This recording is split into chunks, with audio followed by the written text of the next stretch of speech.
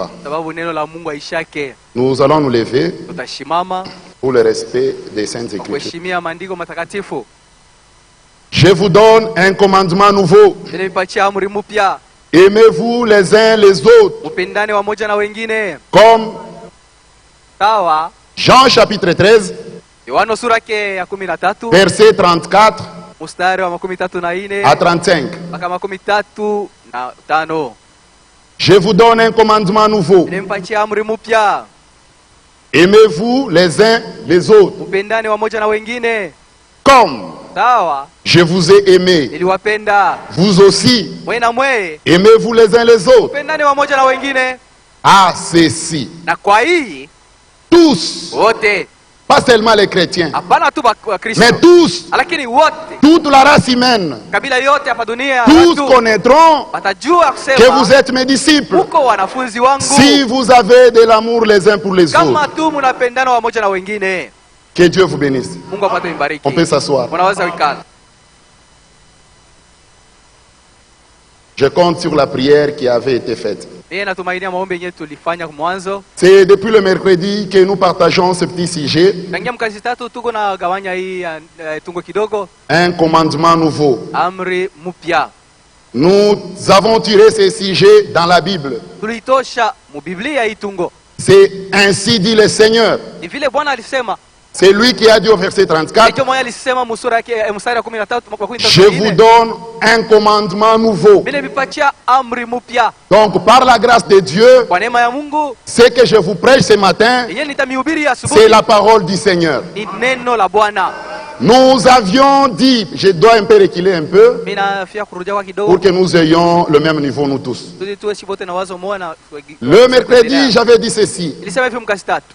que ce commandement nouveau, Hii amri mpya quand le Seigneur l'avait institué, wakati Bwana alianza, il n'y avait aucun pharisien, hakukuwa hata mfarisayo il moja n'y avait aucun sadducéen, wala msadikayo hata moja aucun docteur de la loi. wala mwalimu wa sheria hata moja. Et le Seigneur Na Bwana a attendu que le traître puisse aussi sortir. aliongojea vile vile ule mwenye alipasha kumtoa atoke. Même katikati yao. Judas n'était pas là quand le Seigneur instituait ce commandement. Judas hata yeye hakuwa katikati wakati Bwana C'est alianza ile. pourquoi Judas ne peut jamais aimer de la manière du Seigneur. Kwa sababu joka maana nani Yuda angeweza kupenda sasa vile Bwana Parce qu'il anataka. était absent. Kwa sababu hakukuwako. Mais Pierre l'avait écouté. Lakini Petro Les alimsikiaka. autres l'avaient écouté. Wengine walimsikiaka. C'est comme ça à la Pentecôte, les gens ont vécu l'amour de Dieu. Na joka maana kule ku Pentecoste batu baliishi ile mapendo ya Mungu. Et si vous voulez voir ça, Na kama unataka kuona hayo, c'est au verset 30 ni kumstari wa 13 et le verset 31. na 31. Judas ayant pris les morceaux, Kisha Yuda kuchukua kipande yake, c'est hâta de sortir. akaharikisha kutoka.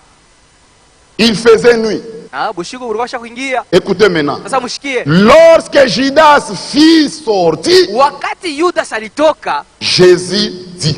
Yesu akasema, Judas n'était plus. Yuda hakukuwa tena. Au verset 34, Mstari wa 34, je vous donne un commandement nouveau. mimi namipachia amri mpya. Judas ne connaissait pas ça. Yuda asikujua ile C'est amri pourquoi mpya. s'il y a des Judas ici, Kama kuko Yuda katikati yetu, ils n'aimeront jamais de la manière du Seigneur. hapatakuwa na ile mapendo ya Bwana. Ne vous dérangez pas quand un frère te hait. Wewe ushangaike kama unaona ndugu yako Ne anakuchukia. te dérange pas quand une sœur ne te salue pas. Ushangaike kama dada shikula huki yake. Ne te dérange pas quand une sœur te critique. Ushangaike kama kuko dada anakuchukia. Quand ce commandement nouveau est institué, Wakati amri mpya ilianzaka, Judas n'était pas là. Yuda ashikuku wako. Ce commandement nouveau, Hii amri mpya il est uniquement iko tu dans le cœur des élus de Dieu. moyo ya bateule ya Mungu. Même les appelés ne peuvent pas aimer de cette manière-là. Hata hawataweza kupenda mapendo ya Les Bwana. autres chercheront à aimer, Wengine watajikaza mais ils kupenda, auront des limites. lakini watashindwa fasi Mais moja. un élu de Dieu, Lakini mteule wa Mungu c'est une partie de Dieu. ni sehemu ya Mungu. Les yeux de Dieu sont sur lui. Na Mungu yuko anamwangalia. Ce sont les honorables. Ni baheshimiwa. C'est la vérité. Ni ukweli. Et nous avons dit encore ceci. Tulisema tena hivi. Comment le Seigneur Namuna kani Bwana appelle-t-il l'amour comme étant un commandement nouveau? anasema hapa sema mapendo ni amri mpya. Alors que dans l'Ancien Testament, Na japo tangia il y mwagano wa avait kale un commandement sur l'amour. kulikuwa amri yenyewe inasemea yule mapendo. Dans Lévitique chapitre 19, Walawi 19 le verset 18, mstari wa 18, Moïse dit, Musa iko nasema, il s'adresse à l'assemblée d'Israël, iko nasema hapa na makutano tu ya Israeli, aimeras ton prochain utapenda ndugu yako comme toi-même. mpaka vile unajipenda. Mais comment le Seigneur dit à ses élus que c'est un commandement? Sasa namuna kani hapa Bwana iko nasema sema mapendo inakuwa amri mpya. Toute l'assemblée d'Israël était au courant de ces Makutano yote ya commandements. Israeli ilikuwa najua mzuri ile amri. Même dans Matthieu chapitre 22, Mathayo 22, 36 à 40, 33 na le 6 mpaka Seigneur 14. a répété ce que Moïse avait dit devant les pharisiens. Bwana alisema tena ile Musa nyali alisemaka mbele wa Farisayo. Les pharisiens connaissaient, aimaient. Wafarisayo walikuwa wanajua Ils mapendo ni connaissaient ces nini. commandements-là. Walijua ile amri ya Mais mapendo. comment dans Jean chapitre 13, Sasa namuna kani muyono 13. après la sortie de Judas, Kisha Yuda kutoka. le Seigneur appelle l'amour Bwana iko nasema mpaka sema mapendo comme étant commandement nouveau. inakuwa amri mpya. Notre Seigneur ne peut pas se contredire. Bwana wetu hawezi kujipinganisha hapa. Branham s'était contredit, il avait corrigé. Branham alikuwa kaka anajipinganisha na alikuwa J'ai anaonyesha beaucoup de vitu. citations où Branham ici a dit quelque chose, de l'autre côté il a dit le Niko na contraire. mafashi mingi wale Branham alikuwa anasema kimoja kingine Mais il n'y a anakidulu. qu'un seul homme Lakini kwa mtu mmoja qui tu n'a jamais commis d'erreur. mwenyewe afanyaka kosa. Sa parole est la vérité. Neno lake ni ukweli. Le frère Branham prêchait la Ndugu vérité. Branham alikuwa anahubiri ukweli. Le frère Frank prêche la vérité. Ndugu Frank alikuwa anahubiri ukweli. Nos anciens prêchent la vérité. Abazee betu bena anahubiri Mais ukweli. ils ne sont pas la vérité. Lakini abeko ukweli Mais yenyewe. Jésus, Lakini Yesu, Jésus ne prêchait pas la Yesu vérité. alikuwa anahubiri ukweli. Mais il était lui-même Yeye la vérité. mwenyewe alikuwa ukweli. Alléluia. Amen. Un prédicateur prêche la vérité. Mhubiri yako anahubiri ukweli. Jésus est cette vérité-là. Lakini Yesu njoo mwenyewe ukweli ile. C'est la vérité. Ni ukweli. Moi j'ai la vie. Mie niko na bujima. Vous avez la vie. Wewe na mwe mko na bujima. Mais Jésus, Lakini Yesu, il est lui-même cette yeye vie-là. mwenyewe njoo ile bujima. Alléluia. Amen. Il ne peut pas se contredire. Hawezi kujipinganisha hata. Chez nous, c'est le verbe avoir. Kwetu tuko na pokea. J'ai la vérité. Mimi napokea ukweli. J'ai la vie. Niko na bujima. Mais chez le Seigneur, Lakini kwa Bwana c'est le verbe être. eko na niko. Lui, le Seigneur dit, Bwana yako il n'a nasema, pas dit j'ai la hawezi vérité. kusema sasa mimi napokea uzima. Là, c'est nous les prédicateurs qui le disons. Wahubiri ndio wanasemaka vile. Mais le Seigneur, Lakini lui, Bwana yeye, il utilise le verbe être. yeye eko nasema niko na. Je suis la Niko vérité. ukweli. Je suis la vie. Niko uzima. Je suis la résurrection. Niko ufufuko. Ça, Branham ne pouvait jamais le Ile dire. Branham angeweza kuisema hata. Nous ne sommes pas des branhamistes. Si hatuko wabranamiste hapana. Les branhamistes ont leur Dieu dans la tombe. Wabranamiste Mungu wao ashakufa Mais kwa nous, kaburi. l'église de Mampala, Lakini sheka kanisa Mampala, notre Jésus, Yesu il wetu n'est pas dans la tombe. ana mkaburi. Il est ici au milieu de Eko nous. katikati yetu hapa. Et tous ceux qui sont sincères dans leur cœur ce Na wale wote matin, wenye kujoloka mioyo yao hii asubuhi ils recevront cet amour dans leur cœur au nom de Jésus. watapokea ile mapendo mjina la Yesu Kristo hii asubuhi. C'est la vérité. Ni ukweli. Les commandements d'aimer n'étaient pas en réalité nouveaux. Amri ya kupenda haikuwa kwa kweli tu ya upya hapana. Mais aimer comme le Seigneur, là c'était nouveau. Lakini kupenda sawa vile Bwana anapendaka ile ilikuwa ya Tu mpya. aimeras ton prochain comme toi-même. Utapenda jirani yako sawa vile unajipenda wewe Moi j'aime mwenyewe. manger, Apendaka kula, je vais te donner aussi à manger. akupatia na wewe Parce chakula. que moi-même je l'aime. Kwa sababu na mimi napendaka chakula. Mais je n'aime pas mourir. Lakini mimi sipendake kufa. Donc je ne peux pas mourir pour toi. Nikusema siwezi kukufia. Mais le Seigneur, Lakini Bwana, nous avons péché. fashi yenyewe tulitenda dhambi. Quand nous méritions la mort, Wakati tulistahili kufa, le Seigneur a pris notre place. Bwana alichukua fashi yetu. Il s'est sacrifié. Alijitoa. Et il dit aux élus, Na anaelezea wateule, aimez-vous les uns les autres. mupendane wamoja na Pas wengine. par rapport à vous-même. Hapana vile mnajipenda mwe wenyewe. Mais comme moi, le Lakini, Seigneur, je Na vous ai vile aimé. mie Bwana niliwapenda mweye.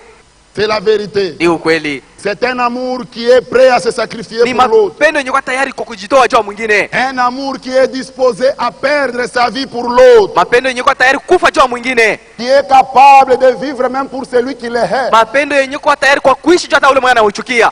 Si nous sommes sauvés ce matin, Kama hii asubuhi tuko wenye kukolewa, c'est parce que le Seigneur ne nous a pas fermé ses entrailles. ni kwa sababu Bwana hakutukataria Il bana. nous a donné ce qu'il avait de mieux à nous donner. Alitupatia kile kinye alikuwa nacho cha damani. Son amour, Mapendo quand yake il a été projeté dans le monde, wakati alipenda dunia, son amour a produit la grâce. mapendo ilitoa Et neema, Jésus est mort pour nous. na Yesu alikufa kwa ajili yetu. C'est la vérité. Ni ukweli. Nous avions dit aussi, Tulisema tena cet amour Hii mapendo C'est un amour qui protège l'autre, ni mapendo yenye kukinga mwingine, qui est prêt à se livrer même pour l'autre. tayari kujitoa juu ya mwingine. C'est là où nous avons dit, Na ndio pale tulisema amener un frère en justice, c'est un péché. kwenda kushitaki ndugu kuparke ni zambi. Même si le frère a volé, Hata kama ndugu alikuiba, même si le frère a fait quoi que ce soit, hata kama ndugu alifanya kosa kubwa, la Bible refuse d'amener un Israélite chez les Égyptiens. Biblia ilikataza Muisraeli kumupeleka ndugu yake kubaiji. Les Égyptiens n'avaient pas la loi de Dieu. Watu wa Misri hawakuwa na sheria ya Mungu. Mais c'est dans le désert que Dieu a donné sa loi à Israël. Na Mungu alipana Israeli sheria yake mjangwa. Comment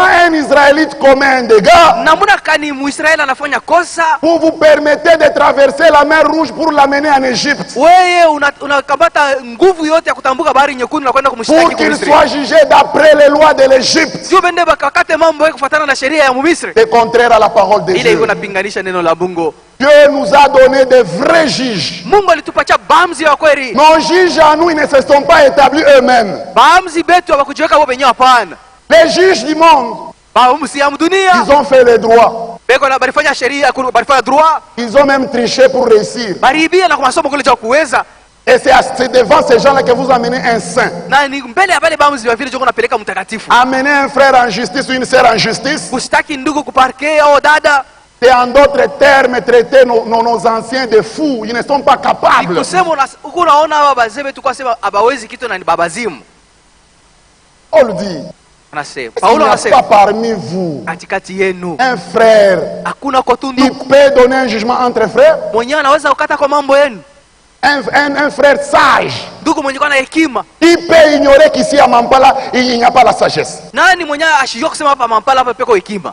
De se moquer de Dieu et de ses décisions. Ni kuchekelea Mungu na mipango Les yake. anciens sont les décisions de Dieu dans l'église. Wazee ni mpango ya Mungu ndani ya Les kanisa. diacres sont les décisions de Dieu dans l'église. Washemashi ni mpango ya Mungu Ne mukanisa. pas les reconnaître, vous allez tomber quelque part. Kama wao batambue, uyo kusema utanguka fasi mwa fulani. Et le prophète disait, Na nabii alisema si vous voulez arriver loin avec Dieu, kama unapenda kwenda mbali sana na Mungu, consultez votre pasteur. waanze kumchunguza mchungaji wako. Cet amour, Hii mapendo il ne veut jamais voir l'autre souffrir. haiwezi kuona ndugu yake kuteswa. Il prend la place de l'autre. Yuko tayari kubeba fasi ya ndugu Il ne peut yake. pas supporter. Hawezi kuvumilia mateso ya ndugu yake. Jésus n'a pas supporté nous voir souffrir. Yesu akuvumilia kutuona mateso. À cause de nos souffrances, Kwa ajili ya mateso yetu, le Seigneur a accepté qu'on enlève tous les habits. Bwana Yesu Kristo alichika pamuvule manguo Le yote. Seigneur n'est pas mort avec un sous-vêtement. Bwana hakubakia hata na nguo ya ndani, hapana. Il est mort tout nu Alikufa bila manguo parce qu'il n'a pas supporté nous voir souffrir. kwa sababu hakupenda kuvumilia kutoka Qu'est-ce qui mateso a fait yetu. ça? Qu'est-ce qui a fait ça? Na ni nini ilifanya vile? L'amour. Mapendo. Cet amour ne peut jamais voir l'autre souffrir. Hii mapendo haiwezi kuona ndugu yake kuteswa. Cet amour, Hii mapendo il ne regarde pas à l'état ou à la nature de quelqu'un avant de l'aimer. haiwezi kuangalia vile yule mtu anaonekana juu ya hiyo C'est impende. là que nous nous sommes arrêtés. Na ndio pale pale tulisimamia. Cet amour, Hii mapendo il ne connaît pas de frontières. haina na mipaka. Cet amour connaît une seule chose. Hii mapendo inajua tu kitu kimoja, Aimer. kupenda. C'est tout. Na njoo basi. Il connaît seulement aimer. Yo mambo yake ni kupenda tu. Tu es Kassayen, il t'aime. Huko mu Kassayen, il t'aime. huko Kasai anakupenda. Tu es Mouloubakat, il t'aime. Huko Muluba wakatanga Tu anakupenda. es Rund, il t'aime. Huko Karunda anakupenda. Tu es Rwandais, il t'aime. Huko mwenye Rwanda anakupenda. Tu es Kimbangiste, il t'aime. Huko Kimbangista anakupenda. Tu es idolâtre branamiste, il Huko mwabudu t'aime. sanamu eko nakupenda. Tu es celui qui a divisé l'église, il t'aime. Huko ule mwenye kabula kanisa anakupenda. Tu es celui qui avait volé, il t'aime. Huko ule mwenye unaabudu nabii yeye anakupenda. C'est un amour qui n'a pas des yeux. Ni mapendo yenye kwa haina na macho. Dieu a tant aimé le monde. Mungu alipenda sana dunia. Dans le monde, il y avait des féticheurs, Dunia mlikuwa matenda zambi. il y avait des idolâtres, Kwa kuabudu wa sanamu, il y avait des païens, kulikuwa wapagano, il y avait aussi Israël. kulikuwa vile vile na Il Israeli. les a tous aimés. Na ile mapendo ilipenda batu yote. Pour le choix, Kwa kuchakula, Dieu a choisi Israël. Mungu alichakula Israeli. Pour l'amour, Kwa mapendo, Dieu a aimé le monde. Mungu alipenda batu bote. Si Dieu ne nous avait pas aimés, Kama wewe usikia sema acha kupenda, on ne devrait pas être sauvés. hatungeweza kuwa kwa leo. Nous sommes sauvés tuko wenye kuokolewa parce que Dieu n'a pas regardé à notre nature. kwa sababu Mungu hakutuangalia vile tulikuya. Si Dieu avait tenu compte de ta nature, Kama Mungu angeweza kuangalia hali yako, combien de fois tu as insulté nos pasteurs? mara ngapi usha kutukonaga Quand tu étais dans les Malemba là-bas, quand tu étais chez les pentecôtistes, wakati ulikuwa wa Pentecoste, combien de fois tu as injurié Branham? mara ngapi ulikuwa unatukana Branham? Si Dieu avait tenu compte de ça, Kama Mungu anaanza kuangalia ile mambo tu ne yote, devrais pas être ici ce matin. hii asubuhi ungeweza kuja hapa. Et voilà aujourd'hui aimer le message. Wewe hapa leo unapenda sasa ujumbe. Pourquoi? Unaona? Parce que l'amour est patient. Kwa sababu mapendo iko navumilia. Quand tu as l'amour, tu seras patient. Wakati utakuwa na mapendo utavumilia. Si tant aimé, Mungu atupenda il sana a été vraiment patient envers na nous. akatuvumilia sana. Même aujourd'hui, Dieu continue d'être patient. Hata leo unapaswa kuendelea. Mungu anaendelea Peut-être si Jésus était venu l'année passée, kama Yesu alikuwa mwaka jana, toi tu ne devrais pas partir. au ungeweza kwenda Mais wewe, il a eu de la patience pour toi. lakini anakuvumilia C'est son amour. na mapendo yake. Et aujourd'hui, tu as reçu le Saint-Esprit. Nasema leo unapokea Roho La Mtakatifu. patience de Dieu, Uvumilivu wa c'est Mungu notre salut. ndio wokovu wetu. Et la patience dérive de l'amour. La patience sort de l'amour. Wokovu, uvumilivu yake unatoka mu mapendo. Cet amour, Hii mapendo il ne regarde pas à la nature aiangalia asili ou à l'état de quelqu'un avant hali ya de l'aimer. mtu ndio ya kumpenda. Nous n'avons pas un commandement de nous aimer seulement nous les gens du message. Hatuna na ile amri ya kusema tupendane mpaka sheba ndio ujumbe. Sinon notre amour ne sera pas parfait. Kama haina vile mapendo yetu haitakuwa kamilifu. Aimez-vous les uns les autres Pendani wamoja na wengine comme moi je vous ai aimé. kama vile mie Bwana Le niliwapenda. Seigneur a aimé tout le monde. Bwana alipenda watu yote hapa dunia Même le publicain les a aimés. na batoza koja aliwapenda. Même les gens de mauvaise vie, il les a Watu wa aimés. maisha mbaya aliwapenda. Oh, nous on doit s'aimer seulement entre nous, les gens du message, s'entraider seulement entre nous. Sisi tuko nasaidianaga paka katikati yetu shiba watu ya ujumbe. Ça, le Seigneur ne l'a pas fait. Ile Bwana sikuifanya vile. Nous devons l'imiter. Tunapasha kumfuatilisha. Nous devons le suivre. Tunakumfuata. Ce que lui a fait, nous aussi, nous devons le faire. Tunapasha kufanya kile kingine Bwana alifanya. Et j'avais dit ceci le jeudi. Na mkazini nilisema hivi. Que Dieu a des enfants partout. Mungu yuko na batoto fasi yote, batoto yake. Maintenant même. Hapa wakati tuko nasema. Chez les dénominationnels, il y a des enfants de Dieu. Umazebu Mungu batoto ya Mungu. Un enfant, Mtoto s'il est fou, juu yuko wabazimu. c'est toi qui l'as engendré. Wewe ndio mwenyewe ulimpatia Malgré mzima. sa folie, tu demeures son père. Japokuwa bazimu yake wako mpaka baba yake. C'est vrai. Ni kweli. Dans la famille, Ujamaa. il y a des enfants intelligents, Huko batoto bakili, des enfants qui comprennent rapidement. batoto wale wako naelewa kwa Il y a epesi. aussi des enfants qui sont comme ça. Na kuko batoto wengine wao. Mais néanmoins, malgré leurs conditions, ce sont tes enfants. Japokuwa ile hali yabo ni batoto Le yako. Seigneur a aussi des enfants partout là-bas. Na Mungu naye yuko na batoto fashi yote. Le salut n'est pas rattaché au message du temps de la fin. Wokovu yenye kufungwa kwa ujumbe wakati wa mwisho Le hapana. salut est rattaché à l'œuvre accomplie à Wokovu Golgotha. yenye kufungwa kwa kazi ya Golgotha. C'est la vérité. Na ni kweli.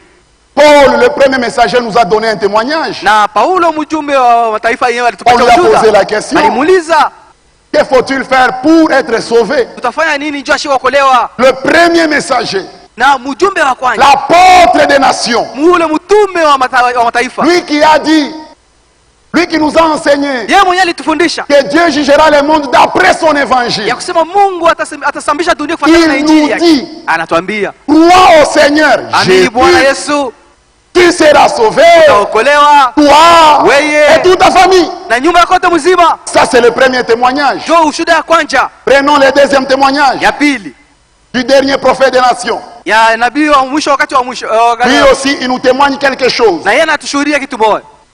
Prenons dans la prédication Mahubiri yake des signes alama du 8 mars 64. ya mule 8 mars 1964, Paragraphe 15, je prends vers le milieu là-bas. paragraph 15 Vers la kwa fin. katikati.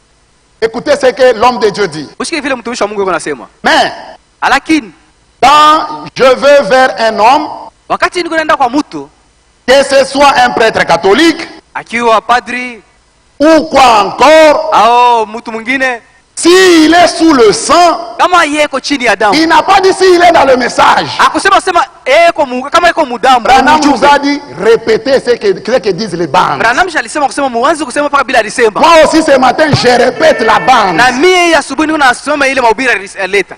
Quand je vais vers un homme, wakati niko naendea mtu que mfulani ce soit un prêtre catholique akiwa padri wa Katoliki ou quoi encore, au mtu mwingine, s'il est sous le sang, kama tuweko chini ya damu, nous sommes frères. tuko banduku, Peu m'importe où il est. hata kama yeye ko fashikani. Tu veux nier même ce que ton prophète a dit. Wewe unaweza kufia kubisha na kile kile nabii wako alisema. Nous avons des frères partout. Banduku yetu beko fashi yote. Tout celui qui reçoit Jésus dans son cœur réellement Ule comme son mwenye sauveur, kunapokea vya kweli Bwana Yesu Kristo où qu'il soit, il est sauvé. Na hata kama yuko mkanisa yako ni ndugu yako Peu mwenyewe. m'importe où il est, Hata kama yuko fashikani. pourvu qu'il soit sous le sang. Kama tu yuko tu chini ya damu. Il ajoute encore ceci. Anaongeza tena hii. Nous n'avons pas le devoir de nous aimer entre nous. Hatuwezi tukupendana katikati yetu hapana. Vous n'êtes pas le seul enfant de Dieu. Wewe hamuna tupaka mwe batoto ya Même Mungu dans hapa. les dénominations, il y a aussi des enfants de Dieu. Umazebu na Mungu batoto ya Mungu. D'ailleurs, tout le monde ici n'est pas enfant de Dieu. Banja mbele hapa katikati yetu bota Dans chaque église, il y a 3 sortes de croyants. kanisa yote Mungu haina tatu ya baminifu. Si tu dis que pour être sauvé, il faut être dans le message, Kama unasema kwa kokolefu kwa ujumbe. mais tu contredis le message. Hapa shuko napinganisha ujumbe. Ici, il y a aussi des païens. Hapa katikati yetu kuna wapagano. Il y a des gens qui iront aussi en enfer ici. Na kubale watenda mumoto hapa. Mais quand tu es sous le sang de Hata Jésus, wakati uko chini ya damu ya Yesu, impossible d'entrer en enfer. hauwezi kwenda mgena.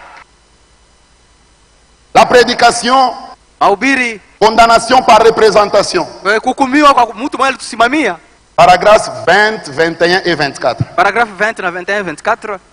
Si un catholique romain Wakati Katoliki wa Kiroma et le prophète du temps de la fin qui prêche, ni nabii wa wakati wa mwisho kunahubiri hapa. si un catholique romain, Kama mkatoliki wa Kiroma, s'il compte sur l'église catholique, kama yeye anatumainia tu kanisa ya Katoliki, d'ailleurs c'est ça leur doctrine fondamentale, fanya njoo mafundisho hapa msingi ile. mais s'il croit que Kama anaamini ya kusema c'est l'église catholique qui va les sauver, kanisa ya Katoliki njoo itamuokoa, il est perdu. pale anapotea. Si quelqu'un est catholique, Kama mkatoliki il croit que l'église catholique va les sauver, anaamini ya kusema ataokolewa kwa le kanisa ya messager Katoliki, dit il est perdu. mjumbe anasema ule mtu ashakupotea. Mais Lakini s'il a la foi en Jésus-Christ, kama anamwamini Yesu, le Fils de Dieu, mwana wa Mungu, et s'il compte sur lui pour son salut, na kama anamtumainia kusema ataokolewa, répétons le band. tuseme kile Branham alisema. Branham n'a pas dit Branham s'il ashikusema compte sur lui pour le baptême du Saint-Esprit, kama anamtumainia njoo ubatizo wa Roho Mtakatifu, s'il compte sur lui pour son salut, kama anamtumainia Yesu juu ya wokovu wake, il est sauvé. ule mtu anaokolewa. Moi je dis amen. Mimi nasema amina. Si un méthodiste, Kama Methodiste, un pentecôtiste Pentecoste ou un baptiste, au Baptiste s'ils comptent sur leur église bakitumainia makanisa yabo ou sur leur organisation au matengenezo yabo pour leur salut, juu ya wokovu yabo, ils sont perdus. banapotea. Mais Lakini s'ils comptent sur Jésus-Christ kama banatumainia Yesu et qu'ils l'ont accepté, na kumkubali lui, yeye, en effet, kwa hivi c'est votre foi personnelle en Jésus-Christ. ni imani yenu ndani ya Bwana Yesu C'est Kristo, ça qui nous sauve. ile njoo iko natuokoa.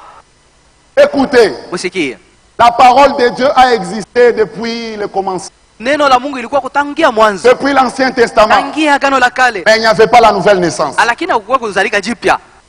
Moïse, Musa il avait le message, alikuwa kana mais ujumbe, il n'était pas né de nouveau. lakini hakuzalika kama mara pili. Jean-Baptiste, Jean Baptiste il avait le message, alikuwa na ujumbe, il n'était pas né de nouveau. lakini hakuzalika mara pili. Quand cette parole-là, Wakati ile neno ile, alléluia, amen, quand cette parole-là ile neno ile s'est fait chair, ilijifanya kuwa elle Mungu, a eu le sang, ikakuwa na la damu, nouvelle naissance a eu lieu. kuzalika jipya kukafanika. Le message, c'est la parole. Ujumbe Le neno. salut, il faut la personne de Jésus, le sang, Wokovu le sang. inafai mtu wa Yesu apate kutoa damu yake.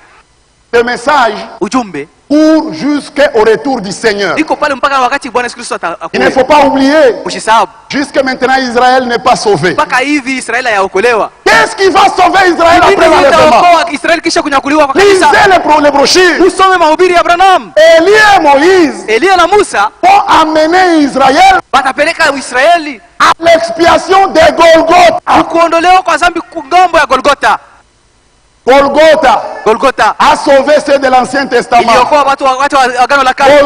Golgota a sauvé dans les âges de l'Église. iliokoa mabizazi ya kanisa. Golgotha sauvera tout Israël. itaokoa Israeli yote. On doit avoir du respect pour le sang de Jésus. Na ndio kwa maana tunapaswa kuwa na heshima juu ya damu ya Yesu. Jésus a versé son sang Yesu alimwanga damu pour que yake les gens soient sauvés. ili watu waokolewe. Mais Lakini vous niez le salut chez ceux qui croient à ce sang-là. unaanza kubishia wokovu ya wale wanaamini ile damu. De toutes les façons, chacun doit connaître qu'est-ce qu'il a sauvé. Hata vile kila mtu anapaswa kujua kile kile Moi, je sais que c'est le sang de Jésus qui mimi m'a najua sauvé. kusema ni damu ya Yesu ndio iliniokoa.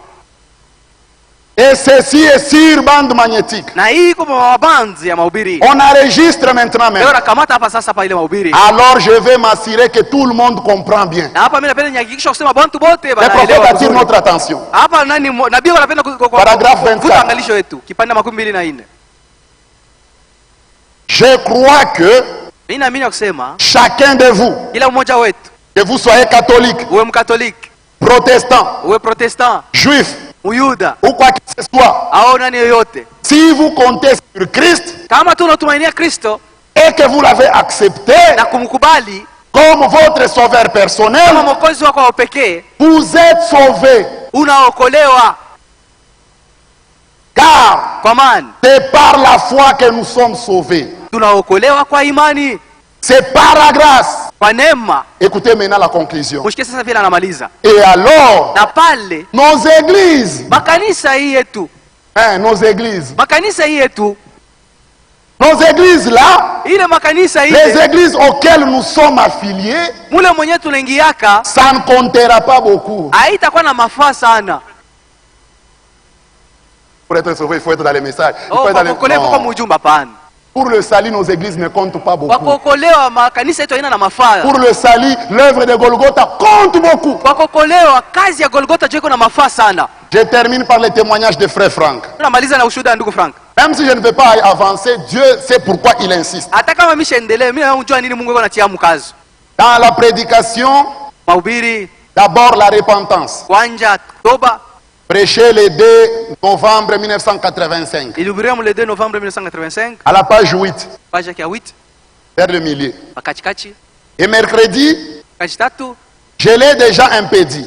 Na mimi nisha kuisema. Et je voudrais le dire ici clairement. Na hapa tena mimi nataka kuisema wazi sana. Si quelqu'un Kama mtu pense que ce message sauvera une seule personne, eko naweza kusema hii ujumbe itaokoa kwa hata mtu moja, cela veut dire qu'il s'est trompé. ile ni kusema anadanganyika.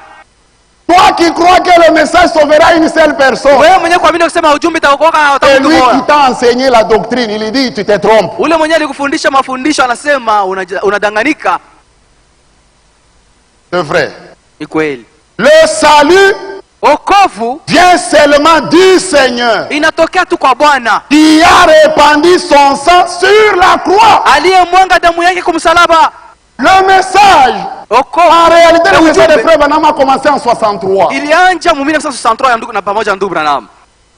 Et c'est pourquoi le frère Franck, Anjo kwa maana ndugu Frank, quand il a voulu commencer à imprimer les brochures, wakati alianza kupenda sasa kutosha mabrochure, nos anciens peuvent me corriger après si j'ai dit mal. wazee banaweza kunyolosha kama mimi nasema mbaya. Frère Franck n'a pas commencé par traduire les brochures d'avant 63. Ndugu Frank akuanjaka kutosha mabrochure mbele ya Frère 1963. Franck a commencé à traduire par les brochures de 65 descendants. Anaanza kutosha mabrochure kuanzia mu 1965 iko na shuka. Parce que là, c'était la nourriture de l'épouse. Kwa sababu ile ndio ilikuwa chakula ya bibi harusi.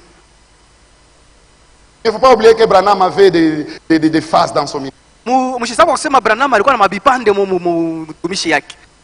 La dernière phase, c'était l'ouverture de la Na parole. kipande ya mwisho ilikuwa sasa kufunguliwa kwa neno. Avant cela, Mbele ya ile parce qu'il savait que la parole devrait vraiment faire fuir beaucoup de gens, alijua kusema neno ilipasha kuendea watu mingi il a sana. prêché toute une prédication. Alihubiri tumbo moja. L'état présent de mon ministère. Hali ya sasa ya utumishi. Là-dedans, il est en train de dire Pale iko nasema comment les gens vont l'abandonner. namuna kani batu batamwacha. Pourquoi? Juu ya nini? Parce que là, maintenant, c'était le message de l'église. Kwa sababu ile ndio ilikuwa sasa ujumbe ya kanisa. Le frère Franck continue. Ndugu Frank anaendelea. Le salut vient seulement du Seigneur. Wokovu iko natokea tu paka kwa Il Bwana. a répandu son sang sur la croix à Aliyemwanga Golgotha. damu yake kumsalaba Golgotha. Écoutez. Usikie. Mais Lakini le message ujumbe est pour ceux qui sont sauvés. inaelekea bale benyesha kokolewa. Le message n'est pas pour le monde. Ujumbe haina njoo bale. Le message est pour ceux qui sont sauvés. Ujumbe kwa pale njoo bale benye kokolewa. Il est adressé à ceux qui sont sauvés. iko naelekea wale basha kuokolewa. Il n'est pas adressé à tout le monde. Haielekei kwa watu wote hapa. Mais l'évangile est adressé à tout le monde. Injili inaelekea watu wote wa dunia. Mais si quelqu'un dit, Sasa kama mtu anasema, je crois le message, mimi naamini ujumbe, c'est pour cette raison que je suis sauvé. ndio kwa maana mimi naokolewa. Franck dit ceci. Frank anasema, Non, hapana. ce n'est pas pour cette raison que tu as quelque chose. Haina njoo ile nyewe unapata kitu fulani. Il faut qu'on commence bien. Tunapasha kuanza mzuri. L'ordre doit être correct. Utaratibu unapasha kuwa mzuri. Qu'est-ce que c'est l'ordre? Utaratibu ni nini? Aller par tout le monde. Mwende mdunia yote mzima. Faites de toutes les nations des disciples. Ufanye bantu bote kwa Là, c'est l'évangile. Hii ilikuwa ni injili. Et le Seigneur ajoute. Na Bwana anaongeza. Et Na là, je suis dans Matthieu 28, je crois, verset 19. Mathayo 28:19. Faites de toutes les nations des disciples, Ufanye mataifa yote kwamba les wanafunzi baptisant au-dedans de mon nom, mkibawatiza mjina langu et na enseignez-les. mubafundishe. L'enseignement ne vient jamais avant. Mafundisho ikwake mbele hapana. D'abord l'évangile, Kwanza ni injili, la parole évangélique, neno ya injili, puis l'enseignement. kisha mafundisho. J'ai donné 4 témoins. Nilileta hapa mashuhuda baine. Cet amour, Ni kwetu shie, cet amour, ni kwetu shie. Hii mapendo il ne regarde pas l'état ou la nature de quelqu'un avant de l'aimer. aiangareke vile mtu yuko juu mpate kumpenda mbele. Regardez Judas, Muone Yuda. dans Matthieu chapitre 26, 48 à 50. Mathayo 26:41 mpaka 50. Il vient au Seigneur, Anakuja kumwona Bwana, donne un baiser. anamubusu. Tout le monde sait qu'un baiser c'est un signe d'amour. Bantu bote wanajua kusema kubusu ni alama ya Mais le mapendo. baiser de Judas c'était un signe de trahison. Lakini kubusu kwa Yuda ilikuwa ni alama ya Mais kumtoa. regardez la réaction du Seigneur. Muone sasa vile Bwana alifanya. Le Seigneur ne l'a pas insulté, Bwana hakumtukana, il l'a même pas chassé. hakumfukuza, Il lui a dit, akamwelezea, mon ami, rafiki yangu, que tu es venu faire? unaona kufanya nini? Et que tu es venu Kile faire? kinyo unaona kufanya kile. Fais-le. Ukifanya, Il a appelé même ami. akamwita rafiki. Quelqu'un qui l'a trahi. Mtu mwenye anamtoa. Aimez-vous les uns les Pendani autres pamoja na comme wengine. je vous ai Kama aimé. vile niliwapenda. Mais aujourd'hui dans nos églises, Sasa leo makanisa yetu, parce qu'un frère t'a offensé, tu ndugu tu anakukosea, ne le salues même pas. unashindwa na kumlamukia. Tu ne le reçois même pas chez toi. Haumpokea hata kwako tena. Tu as l'emploi, comme il t'avait offensé, tu ne lui donnes même pas. Au msalimia hata kumsalimia jua kukosea. Ça, le Seigneur ne l'avait pas fait. Ile Bwana hakufanyaka tena hapa. Il a appelé Judas mon ami. Alimuita Yuda rafiki yangu. Mais ici, ce matin, Lakini leo asubuhi je crois qu'il y a des gens qui ne se saluent même. kuko banduku hapa balamukiani. Ne sortez pas comme ça ce matin. Hii asubuhi shitoke vile. Cette parole, c'est votre jugement si vous sortez comme ça. Hii neno kama unatoka vile itakuhukumu. Si vous savez que vous ne saluez personne, Kama unaona sawa la mgeke avant de retourner, arrangez ici. mbele yao kurudia, tengeneza hapa. Je suis du haut de la chair. Niko kumimbari. Et je le dis au nom du Seigneur Niko Jésus. nasema mjina la Bwana Yesu Kristo. Si tu sais que tu as d'ennemis ici, Kama unajua kusema una maadui hapa. même dans ton quartier, Atamufashe aujourd'hui c'est un jour de liberté. leo ni siku unapaswa kuwa huru. Nous irons au ciel comment? Namuna gani tutaenda kumbingu? Des enfants de Dieu qui ne se parlent pas, Watoto wa Mungu wale qui ne se saluent même pas. abalamukiani. Mais néanmoins ils disent nous irons au Sasa wanasema ciel. batenda kumbingu. L'amour de Dieu Mapendo ya Mungu ne connaît pas d'ennemis. haikalaki na badui. Même le traître Judas, Hata ule mwenye Yuda Jésus l'appelle mtoasi mon ami. Yesu alimuita rafiki. Là c'était un traître. Là c'était un traître. Ule alikuwa ni mwenye À combien de kumtoa. fortes raisons un enfant, Mara ngapi sasa mtu une fille de Dieu. binti wa Mungu, Combien de fois il mérite ton amour. mara ngapi anastahili kupendwa na mapendo ya Mungu? Arrangez aujourd'hui vos vies puis rentrez à la maison. Leo hii mtengeneze maisha yenu na kisha muende kwa nyumba yenu. Le Saint-Esprit agit sur la parole prêchée. Roho Mtakatifu anatenda yule ya neno yenyewe unahubiriwa. C'est vrai. Ni kweli. Dans Luc chapitre 22, Luka 22. si vous lisez le verset 50 et 51, Ukisoma mstari wake wa 51 mpaka 55. Luc 22, 50 à 51. 50 mpaka Et 51. lorsqu'on est venu arrêter Jésus, Wakati walikuwa mkamata Yesu, là il y a eu la démonstration de l'amour du monde et de l'amour divin. pale jo kulikuwa kuonekana kwa mapendo ya dunia na Là il mapendo y ya avait la Mungu. démonstration de l'amour philéo contre l'amour agapao. Pale kulikuwa kuonekana kwa mapendo ya ile inaitwa fileo On na est mapendo venu ya arrêter le agapao. Seigneur. Kama kwa kukamata Bwana, Pierre regarde. eti anaangalia, Vous voulez arrêter mon Seigneur? unafia kukamata Bwana wangu? Non, je ne peux pas tolérer. Ile mimi siwezi kuvumilia. J'aime beaucoup le Seigneur. Mimi nampenda sana. Je ne peux pas tolérer. Mimi siwezi kuvumilia ile. Seigneur, j'aimerais te prouver que je t'aime. Bwana niko nakuhakikishia hapa sema mimi nakupenda. Prends l'épée. Anabeba mpanga yake. Seigneur, je te prouve que je t'aime. Niko nataka kuhakikishia sana nakupenda. Il Akakata. a coupé l'oreille de Malchus. Akakata alisikio Il dit, Marcus. Seigneur, tu vois Bwana unaona? la preuve que je t'aime. Hakikisha mapendo yako. Écoutez, Musikie. l'amour du monde causera toujours des dégâts. Mapendo ya dunia italeta paka makosa.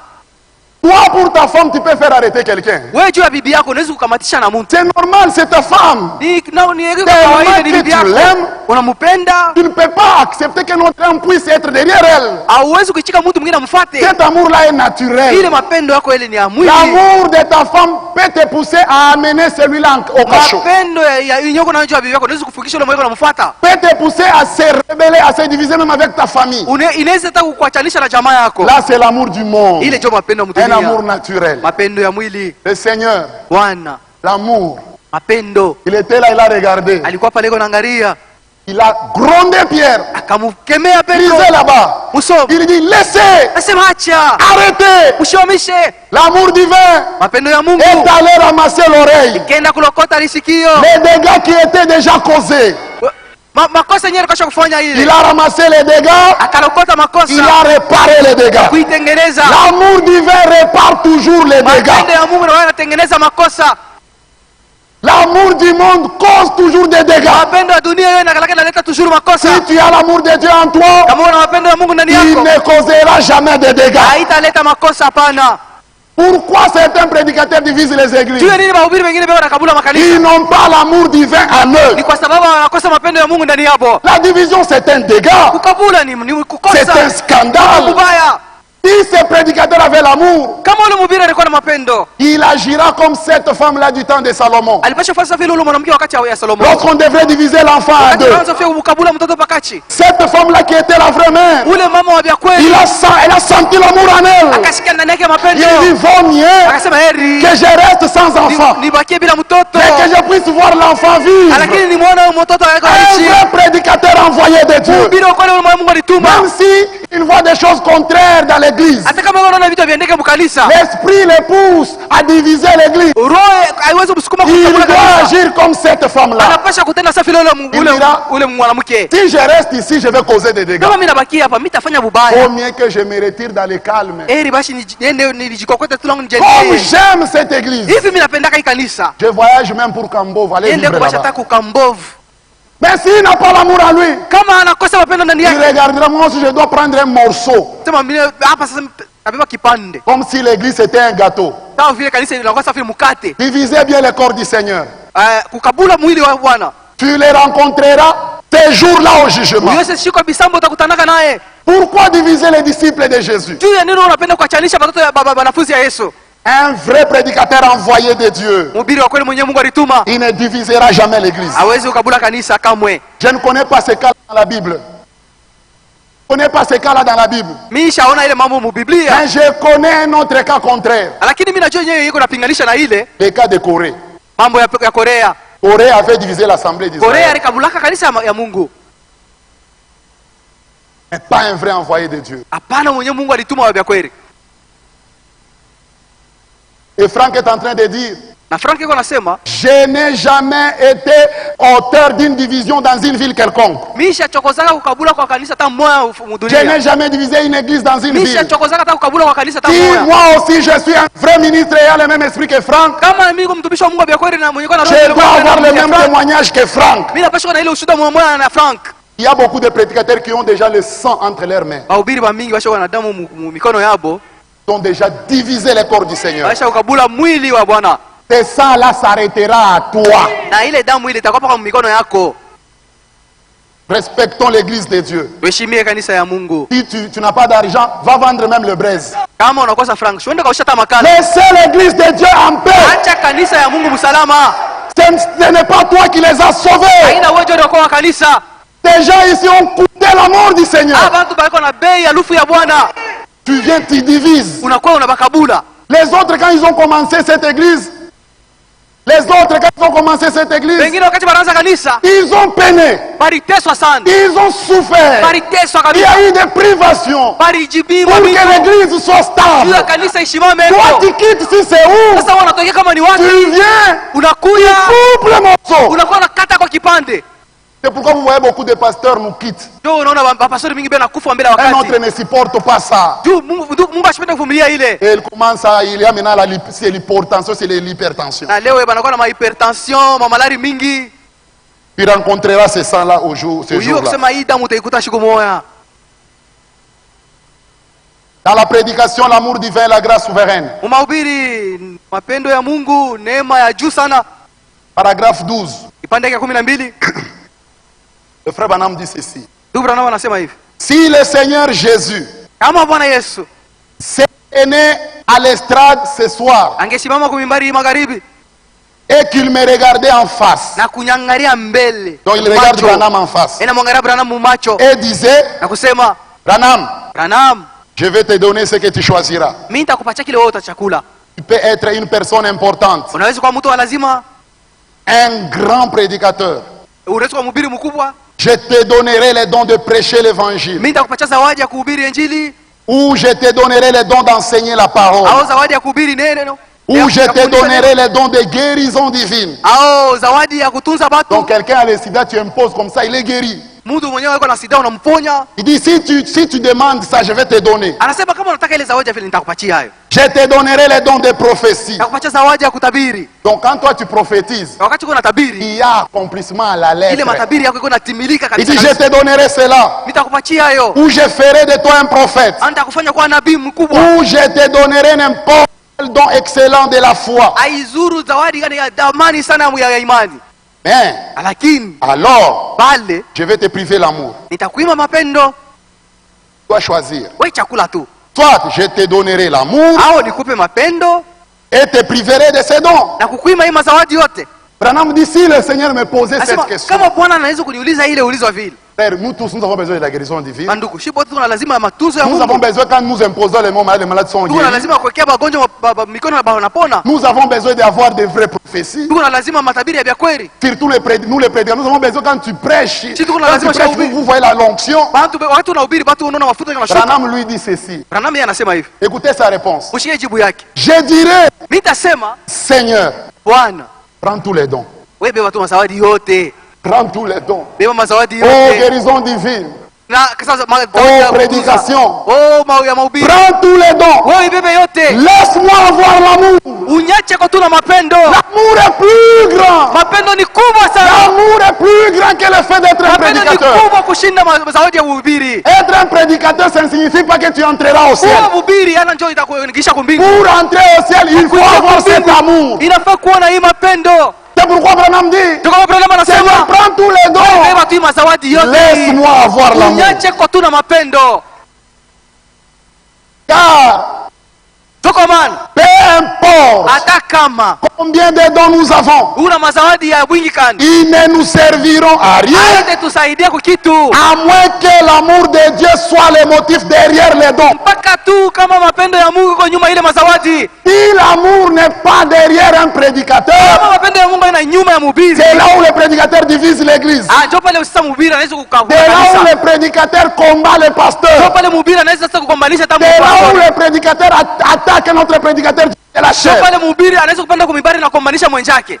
Si l'amour n'est pas derrière les dons de prophétie, il va commencer à prophétiser parfois par tes sentiments pour faire du mal à l'autre.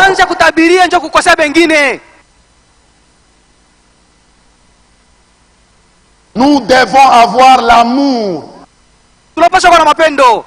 C'est conforme à 1 Corinthiens chapitre 13, 1 à 3. Quand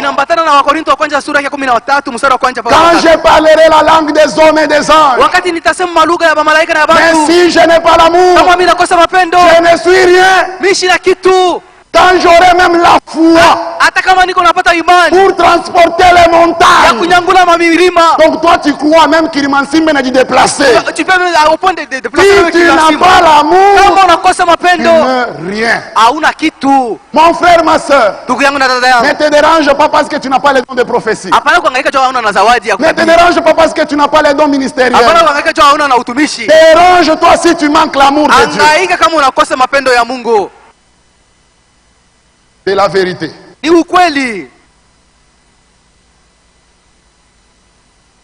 Le Seigneur nous a aimés sans sans condition. bila shurti. Écoutez, Kwa maana msikii. la Bible ne dit pas que la doctrine est le lien de la perfection. Biblia ikusema mafundisho njoo kamba ya Ou la connaissance est le lien de la perfection. Au kujua njoo kamba ya ukamilifu. Colossiens 3 dit l'amour est le lien de la perfection. Kwa Kolosai nasema mapendo njoo ukamilifu wenyewe. Ici nous sommes dans la sainte doctrine, non? Musome iko mafundisho Mais msingi. combien ont l'amour? Bangapi peko na mapendo leo? 1 Jean chapitre 4. Yohana wa kwanza sura ya 4. Verset 11. Mstari wa 11. Bien-aimés, Wapendo, si Dieu nous a ainsi aimés, kama Mungu alitupenda hivi, comment? namuna kani? En regardant notre nature, il est Bila mort pour kuangalia nous. vile tulikuya akatupenda. Il a donné sa précieuse vie pour racheter notre mauvaise vie. Akatoa bujima wake wa damani njoo tupate kuishi. Lorsque nous on l'aimait pas, lui il nous a Wakati aimés. sisi tukumpenda yeye Sans alitupenda. regarder à notre tribu. Bila kuangalia hata kabila yetu. Si Dieu nous a ainsi aimés, Kama Mungu alitupenda hivi, nous devons, tunapashwa, c'est une obligation, ni shurti, nous devons tunapashwa nous aimer les uns les autres. kupendana wamoja na wengine. Si Dieu nous a ainsi aimés, Kama Mungu alitupenda hivi, nous devons. siye tunapashwa. Pas nous pouvons. Hapana sema tunaweza. Nous sommes dans les liens d'aimer tout le monde. Tunapashwa kupenda bantu bote. Si on ne parvient pas, allons à l'autel, prions le Seigneur. Kama tufikie mkupenda bantu bote, twende kumawazabao na kuomba Mungu. Tu dois aimer même les enfants de ta rivale comme tes propres Unapasha enfants. kupenda hata batoto ya banda yako safi na batoto yako wenyewe. Tu dois aimer même le frère qui t'a licencié au travail comme tu t'aimes toi-même, comme le Seigneur nous a Unapasha aimés. kupenda ndugu leo bado kufukuza kazi mpaka vile Bwana alikupenda. Ah, comme il m'a licencié, moi, Bila c'est alinifukuza fini. ukaji, mimi siwezi kumpenda. Ça, le Seigneur ne l'avait pas fait. Pale Bwana sikufanya vile hapana. Malgré Judas a trahi Jésus, Hata kama Yuda alimtoa Yesu, le Seigneur continue à l'aimer jusqu'à la aliendelea croix. kumpenda mpaka na wakati ya kufa. On ne sait pas s'il avait demandé pardon, on ne sait pas. Hatujui kama alilombaka huruma, hatujui. Lui, il avait jugé bon de se pendre. Il avait trouvé bon de se pendre.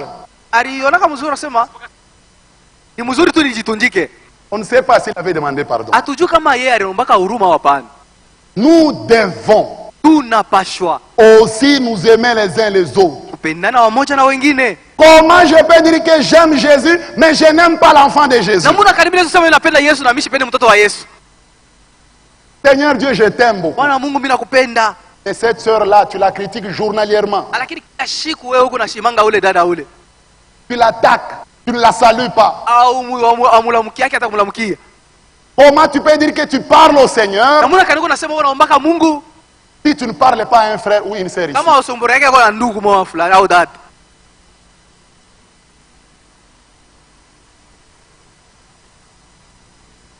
Comment vous pouvez dire que...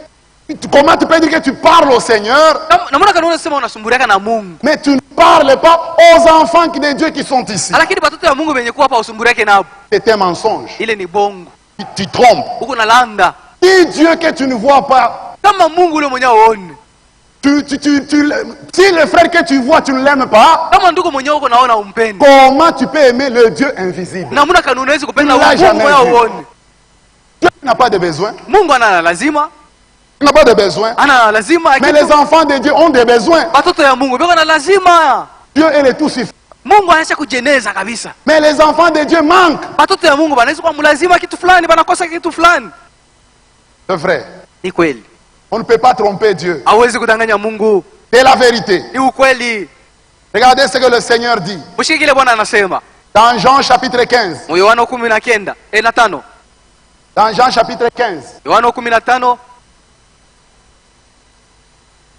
Jean chapitre 15. Yohana 15 1 à 2. mstari wa kwanza mpaka wa pili. Je suis le vrai cep. Mimi ndio mti wa kweli. Mzabibu wa kweli. Et mon père est le vigneron. Na babangu ndio mkulima. Écoutez. Usikie. Tout sarment Mti yote, litawi yote qui est en moi, yenye kwa ndani yangu, moi le cep, mie mzabibu, et ne porte pas de fruits, na haitoi matunda, il le retranche. ataikata. Jésus dit, Yesu anasema, je suis le cep. sema mie ndio mzabibu. Je prends l'exemple que nous connaissons, le manguier. Niko nabeba mfano ile ya Les mti. troncs de mangue ne portent pas de fruits. ile mzabibu inaweza kutoa matunda. Je prends l'exemple que nous connaissons. Ni mfano yetu tunajua. Je prends le manguier pour expliquer, illustrer ce que je veux dire, pour que tout le monde comprenne. Le manguier ne peut pas porter au tronc ici les fruits. Hapa kuiki mchi ya kinene hakuwezi kutoka matunda hapana. Ne peut pas porter. Haiwezi kutosha matunda kule kimchi ya mnene. Mais qui porte le fruit? Asa ni nini yenyewe kunatoa matunda? Ce sont les sarments. Ile matawi yake. Écoutez. Ushiki. Les fruits que nous voyons ici, matunda yenyewe tunaona hapa. Ça ne vient pas des sarments. Haitokee kule kumatawi hapana. Le sarment est simple porteur. Il porte la vie d'autrui. Aujourd'hui, le Seigneur est dans la gloire. Mais nous devons porter ses fruits. C'est pourquoi il dit, quand vous allez vous aimer les uns les autres, tous connaîtront que vous êtes mes disciples. Tous connaîtront. Ah, ça c'est le manguier. Comme on demande vraiment cet arbre, c'est le manguier. Si tu vis l'amour de Dieu en toi, même les païens diront, celui-ci c'est un enfant de Dieu. Celui-ci c'est un chrétien. Ils verront les fruits. Ils témoigneront. La Bible dit, dans Romains chapitre 5. Prenons le verset 6 à 8. Car lorsque nous étions encore sans force, Christ, au temps marqué, est mort pour des impies. Il est mort quand? Lorsqu'on avait la même vision que lui. Quand est-ce que le Seigneur est mort? C'est lorsqu'on avait la même vision que lui. C'est lorsqu'on vivait la parole. Non. À peine mourrait-on pour injuste. À peine mourrait-on pour injuste. Quelqu'un peut-être mourir pour un homme de bien. Écoutez maintenant le verset. Mais Dieu, alléluia, amen. Mais Dieu prouve son amour. Nous aussi, Église, nous devons prouver notre amour au monde. Comme le Seigneur a prouvé son amour, nous aussi nous devons prouver notre amour. Dieu prouve son amour envers nous en ce que lorsque nous étions encore de pécheurs, Christ est mort pour nous. Prouve ton amour aux païens. Que les voisins témoignent que toi tu as l'amour. Que les dénominations disent que toi tu as l'amour. Parce que Dieu lui a prouvé. Et aujourd'hui nous pouvons dire, je l'aime, je l'aime. Parce qu'il m'a aimé le premier. Dieu a prouvé son amour. Chacun de nous aussi doit prouver son amour. Ephésiens chapitre 5. Écoutez ce que l'apôtre Paul dit. Devenez donc les imitateurs de Dieu. Les imitateurs de Dieu. La Bible nous demande de devenir des imitateurs de Dieu. Imitateurs. À l'école, à l'université, lorsqu'on imite, on va t'attraper, on écrira sur ton papier tricheur. Mais dans la parole de Dieu, on ne dira jamais que tu es tricheur. Si tu triches, Dieu te bénit. Dans le monde, si tu triches, tu as 0 sur 10. Mais dans le spirituel, quand nous trichons à la lettre de la vie de Jésus, Dieu nous bénit. Et ici on nous invite. Devenez. Ça veut dire, vous ne l'étiez pas. Devenir. Devenez. Dès matin, nous tous, nous devons devenir des imitateurs. Devenez donc les imitateurs de Dieu, comme des enfants bien-aimés. Écoutez, et marchez dans l'amour, dans l'amour. Là où toi tu es, les voisins doivent voir l'amour. Là où toi tu es, même ta rivale doit voir l'amour. Là où toi tu es, même tes ennemis doivent lire l'amour. Marchez dans l'amour. Nous devons être imbibés dans l'amour. À tel point qu'on dit ce sont des petits Christ, ces gens. Ce sont des messieurs, ces gens. Imbibés dans l'amour de Dieu. Et même surtout les païens doivent témoigner.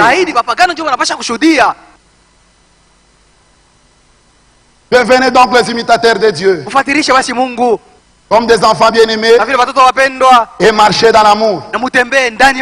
Écoutez, à l'exemple de Christ. Aimez-vous les uns les autres comme je vous aime. Ici on nous invite de marcher dans l'amour à l'exemple de Christ. C'est la vérité. Il nous a aimés et qui s'est livré lui-même à Dieu pour nous. C'est un amour hors du commun. L'amour de Dieu, il n'est pas sélectif. Alléluia. L'amour de Dieu n'est pas sélectif. Il ne sait pas choisir. Ça c'est l'enfant de ma tante. Non. Pourquoi chez toi il n'y a que tes enfants? De ne pas dire que parce que les gens ne sont pas là dans ta famille, parce que tu ne supportes pas que les gens viennent rester chez toi. Chez toi, il n'y a que tes belles sœurs et plutôt tes frères et tes sœurs. Mais aucun bon frère n'a le droit de rester. Ne te dérange pas, ma sœur.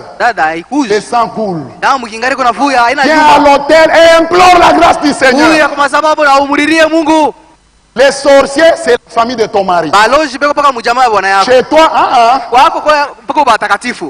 les besoins, c'est seulement dans ta famille. Dans la famille de l'homme, non. Aimez-vous les uns les autres comme je vous aime. C'est la vérité. Cet amour, il est parfait. Il n'est pas sélectif. Lisons dans Matthieu chapitre 5. Et non, le verset 46 et 47. Écoutez ce que dit le Seigneur. Si vous aimez ceux qui vous aiment. Église de Mampala. Si vous aimez ceux qui vous aiment, quelle récompense? Toi qui aimes seulement le frère dans le message. Les dénominationnels, non, sont les corbeaux. Les beaux frères, non, pas eux, seulement mes enfants. Si vous aimez ceux qui vous aiment, quelle récompense méritez-vous? Les publicains n'agissent-ils pas de même? Et si vous saluez seulement vos frères, si vous saluez seulement vos frères, que faites-vous d'extraordinaire? Les païens n'agissent-ils pas de même? Or, notre amour doit être parfait. Mais toi, tu salues seulement les gens de la scène doctrine. Tu pars au deuil seulement des gens de la scène doctrine. Ton voisin est tonneriste. Ton voisin est tonneriste. La deuil. Toi, tu ne pars pas. Mon frère, ne crois pas comme nous. C'est toi qui n'as pas l'amour de Dieu. Ton voisin est kimbanguiste. Jirani yako ni kimbangista. Il a des. Anapata kilio. Pourquoi tu ne le consoles pas? Jua ile unamfariji. Ah frère, ils adorent kimbangu. Baba anaabudu kimbangu. Qu'est-ce que tu fais d'extraordinaire quand tu pars chez les deuils de nos frères ici? Sasa kama stajabu kile unafanya kama unaenda kumabiria wa bandugu kiko. Si toi tu ne pars pas au deuil de kimbangistes, kama uende kukilio wa kimbangista. les kimbangistes iront au deuil. Kimbangista wataenda kukilio yake. Si tu ne pars pas au deuil de tonneristes, kama uende kukilio wa tonneriste, tes frères tonneristes iront. Bandugu wale wa tonneriste Et le Seigneur dit, qu'est-ce qui te fait d'extraordinaire? Na Bwana anasema pasi ni kama stajabu kani kile unafanya. Écoutez, parfois vaut mieux beaucoup plus aller dans des deuils, aider ces gens-là pour qu'ils voient que nous nous aimons. Tunapasha kwenda kwa ile mabirio na kubasaidia sana njoo upate kuona nasema tunapendana. Moi, c'est facile pour toi de m'aimer moi. Na kwepesi kunipenda mimi ndugu yenu. Prouve ton amour en aimant ton ennemi. Wewe onesha mapendo yako mkupenda adui wako. Ton ennemi, prouve ça. Wewe onesha mapendo Moi, yako je sais adui que wako. tu m'aimes. Mimi na ndugu yako mimi na je le Yesu sais. unanipendaka mimi najua Si vile. je deuil, tu ne viens pas, Kama ukuye, je ne vais pas te faire de problème. mimi sitaweza hata kukushirikia. Pas au deuil de ton voisin. Wende ukilio ya jirani yako. Ta famille l'a rejeté, son église l'a rejeté. Jamaa yako ilikatala, kanisa yake likatala. Prends tes moyens, mets à sa disposition. Wewe beba makuta yako na umsaidie. Mon voisin, tu as besoin de quoi? Kuna lazima nini jirani? Oh, il faut la nourriture. Je t'envoie 2 sacs. Mimi nakuletea mifuko 2. Tu as besoin encore de quoi? Kuna lazima tena. Oh, j'ai $100, il me reste 100 pour faire pour acheter les cercueils. Je t'amène $150. Mimi nakuletea 150. Frère, duku. Le voisin là où il restera, Yule mjirani wakati anawacha pale. Atasema pana. Bamu braba mutabe.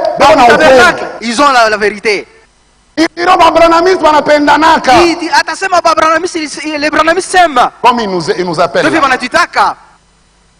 Toi tu ne salues pas les païens. Pourquoi tu ne les salues pas? Wewe au lamkeke mapagano. C'est un païen. Nduku ule ni C'est un mpagano. buveur de chanvre. Anakunyoka nani bangi sana. Et pourquoi tu ne les salues pas? Toka maana umlamkie. Le Seigneur te dit. Bwana anakuambia. Qu'est-ce que tu fais d'extraordinaire? Sasa unafanya kitu kama maajabu Tu kana. refuses de saluer le païen. Unakatala kumsalimia yule Tu mpagano. salues seulement le frère. Unalamkia paka banduku Tu yako. ne fais rien d'extraordinaire. Aufanye kama maajabu hapana. Toi tu ne les salues pas. Wakati ndio umsalimie. Ton ami païen va les saluer. Ule adui wako mpagano ndio kamlamkie. Ton voisin tu lui donnes pas le sel. Au pende umpatie hata jirani yako chumvi.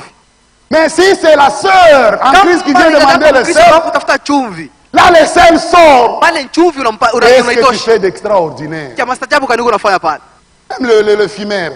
Hata mafuta ya mtumbako. Mais il s'aime, non? Wanapendanaka. L'autre vient de Kamalondo. Huyu anatoka Kamalondo. L'autre de Kasumbalesa avec son tabac. Na tumbako yake Ils se kukiwa. rencontrent. Banakutana tu. Ndugu nyachie kombeka Unyachie kombeka loko. kokote. Naye Il anakokota. lui donne. Anampachia. Même si toi tu ne lui donnes pas, son ami va lui donner. Ule ndugu yake atampachia. On doit aimer tout le monde. Tunapasha kupenda bantu On bote. doit faire le bien à tout le monde. Tunapasha kufanya vizuri kwa bantu bote. C'est la vérité. Ni ukweli. Et ainsi dit le Seigneur dans l'Écriture. Hivi Bwana anasema mu maandiko. C'est vrai. Ni kweli. Chaque semence doit se reproduire selon son espèce. Mbegu yote inapaswa kuzala vile kufuatana na aina Si yake. tu es l'espèce de Dieu qui est amour, Kama huko na aina ya Mungu yenye tu mapendo, produiras l'amour de Dieu. utatoa mapendo ya Mungu. C'est la vérité. Ni ukweli. Prenons le verset 44 et 45. Mstari wake 44 mpaka 45. Matthieu 5, Mathayo 5 44 et 45. 44 mpaka 45. C'est Jésus qui parle. Yesu yenyewe anasema, Mais moi je vous dis, lakini mimi namiambia aimez vos ennemis. upende maadui benu. Alléluia. Mapendo, Nous avons un commandement d'aimer nos ennemis. tuko na amri ya kupenda maadui betu. Et le Seigneur dit, Na Bwana anasema, si vous m'aimez, kama mnanipenda, gardez mes commandements. chunge amri zangu. Dans ces commandements, il y a Hii mapendo muko, aimez vos ennemis. upende maadui benu. Écoutez bien aimés, Msikie mapendo. le Seigneur nous invite à aimer nos ennemis. Bwana yuko anatuita tupate kupenda maadui betu. À combien plus forte raison? Mara ngapi À combien plus forte raison les enfants de Dieu? watoto ya Mungu? Et toi tu as des ennemis, des enfants de Dieu. Na wewe unafanya watoto wa Mungu wanakuwa maadui bako. Mais le Seigneur te dit aime les ennemis. Bwana anakuambia basi pende maadui bako. Mais tu aimes les ennemis, mais tu hais les enfants de Dieu. Wewe unapenda maadui ya C'est Mungu na l'hypocrisie. unachukia watoto wa Mungu. Hii ni bunafiki. Aimez vos ennemis. Upende maadui yenu. Mais toi tu n'aimes pas les dénominationnels. Wewe haupende watu wa madhehebu. Ça c'est quelle profondeur? Hii ni upana kani. Un ennemi. Adui. Je vous dis, il y a des gens qui insultent jour et nuit Jésus. Mimi nimembese kila siku yuko bantu wanamchambulaka Yesu. Il y a des gens qui l'insultent. Huko watu wanamchambula. Le Seigneur te dit, Bwana yeye anakuambia aime-le. ubapende. Là, c'est l'ennemi. Tu l'aimes. Ni adui ule unapasha À combien kumpenda. plus forte raison un pentecôtiste qui confesse que Jésus est Seigneur? Mara ngapi mpentekoste mmoja anaamini kusema Yesu ni Bwana? Il y a des païens qui insultent Jésus, Kuko mapagano wale wanamtukana mais les Yesu. pentecôtistes n'insultent pas Jésus. Pentekoste bamchambulake Ils Yesu. sont seulement ignorants. Kwa abajue tu mambo ya Ils Mungu. croient qu'ils sont dans la vérité. Banaamini kusema beko muukweli. Pourquoi tu les hais? Juu ya nini unabachukia? Nous avons un commandement d'aimer nos ennemis. Amri yetu tuko nayo Les ni aimer. kupenda maadui. Mais un dénomination, pourquoi tu les hais? Sasa juu ya nini unamchukia Ah yule frère, mtu? c'est un corbeau, frère. Oh ndugu, yeye ni mkunguru. Ah frère. Oh ndugu.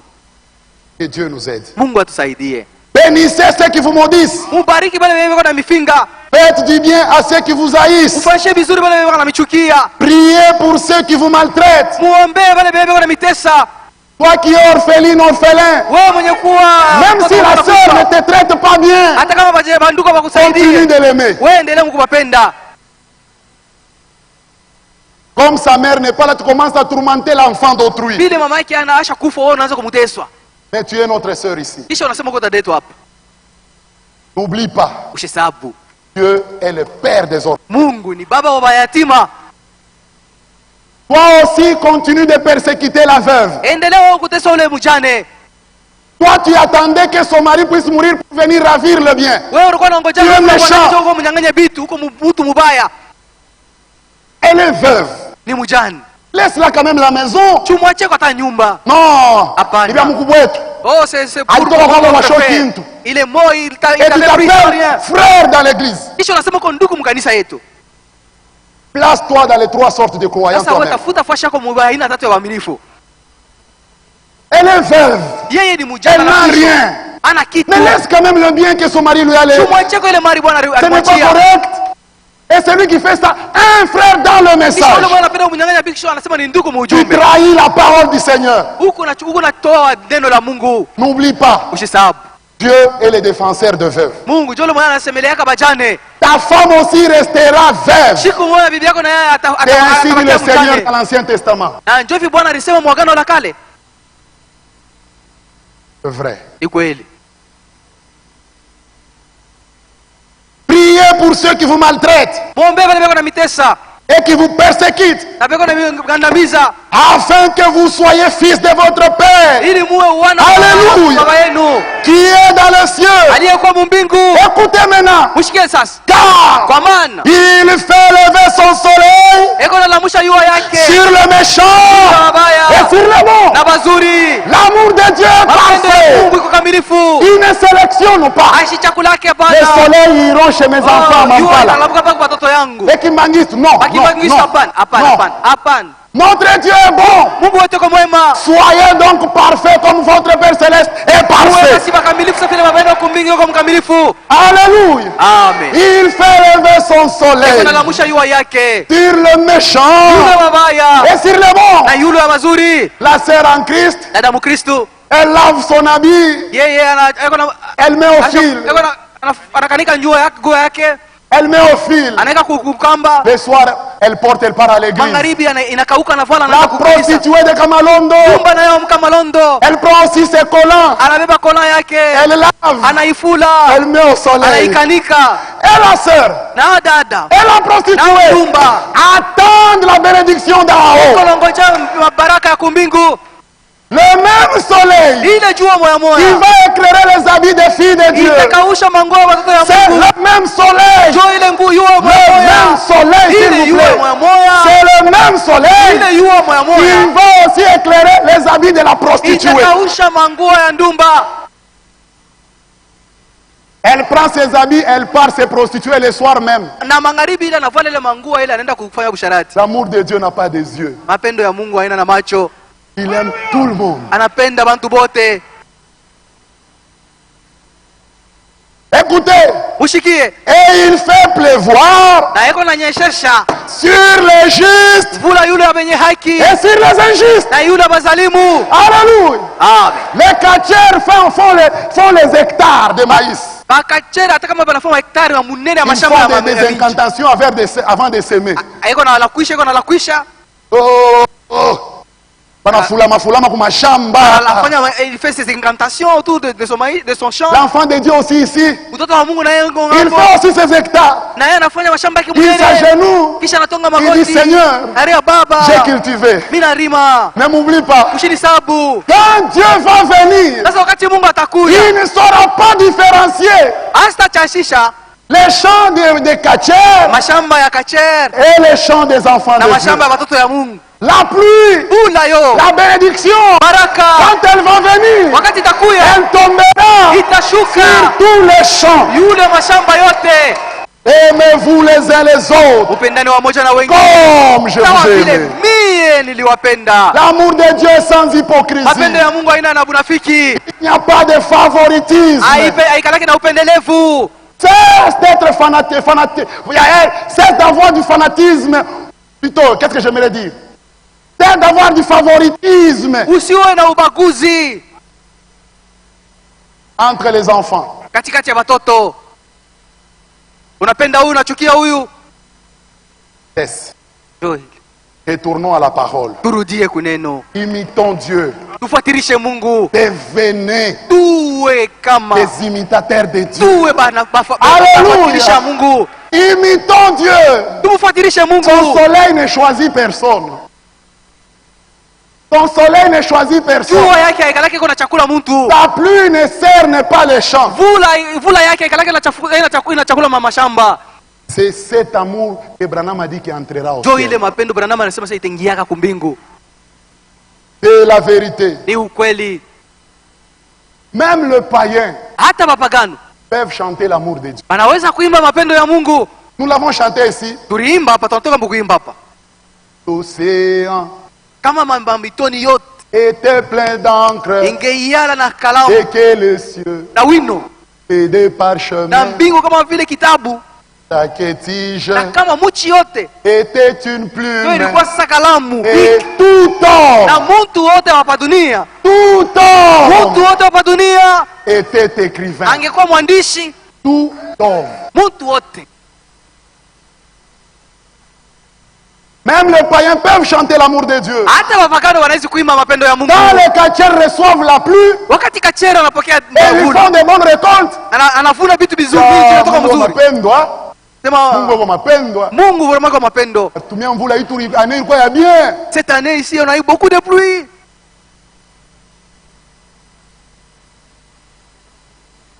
Que Dieu nous aide d'avoir cet amour. Mungu atusaidie kutuwe na ile mapendo. C'est vrai. Ni vya kweli. C'est un amour qui couvre une multitude de péchés. Ni mapendo yenyewe kunafunika zambi ya mingi. Pourquoi tu ne gardes pas les fautes du frère? Juu ya nini haupende kusamehe makosa ya ndugu? Pourquoi tu ne fais que critiquer le Juu ya frère? nini upaka na shimanga nduku? Même s'il t'a offensé. Hata kama alikukosea, Pardonne-le. umusamie. Pourquoi tu veux répudier ta femme? Juu ya nini unapenda kufukuza bibi Elle yako? t'a demandé pardon, non? Alikulomba huruma. Pourquoi tu veux quitter ton mari? Juu ya nini unapenda kuacha bwana yako? Mais elle t'a demandé pardon, non? Alikuomba huruma na vile. Le Seigneur dit, Bwana anasema, si vous ne pardonnez pas aux hommes leurs offenses, kama wewe usamee makosa ya bantu, votre Père Céleste aussi ne vous pardonnera pas Baba aussi yenu vos kumbingu offenses. na hasta bisamee makosa yenu. C'est la vérité. Ni ukweli. Ici, nous avons même des frères, des sœurs. Hapa tuko na bandugu na badada. Ne parlez pas. Benye basumburi yake tena. Un autre, on vient demander la réconciliation. Il refuse. Mmoja anakuwa kumlomba huruma sasa basikilizane. Anakataa. La sœur vient s'humilier. Dada anakuwa Il dit, ma kujinyenyekeza. sœur, ce que j'ai fait, pardonne-moi. Dada mimi nakuwa Ah, dada, kunirudisha tuachane, hein? makosa. Non, non, Tuachane, ma sœur, tuachane. laisse-moi un peu, laisse-moi un peu. Tutapata mpaka kumbingu. Nous allons nous retrouver seulement au ciel.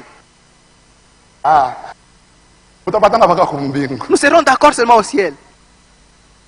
Comme elle est venue demander pardon, Dieu l'a justifié. Bila anakuwa kukulomba huruma, Mungu anamhesabia haki. Malgré elle t'avait offensé. Hata kama alikukosea. Comme toi tu refuses, Bila wewe unakatala, Dieu l'a pardonné. Mungu aisha kumhurumia. Mais toi, tu as maintenant des problèmes. Sasa wewe ndio unakuwa na mambo sasa na Mungu. Nous devons nous pardonner les uns les autres. Tunapasha kusameheana wamoja na wengine. Matthieu 18. Mathayo 18. Prenons le verset 21. Mstari wa 21. Alors Pierre s'approcha de lui et dit, Kisha Petro akajikopeka kwake na kusema, akamkaribia, Seigneur, Bwana, Combien de fois pardonnerai-je à mon frère lorsqu'il péchera contre moi? Je reste jusqu'à 7 fois. Ça c'est l'homme. L'homme compte. Aujourd'hui,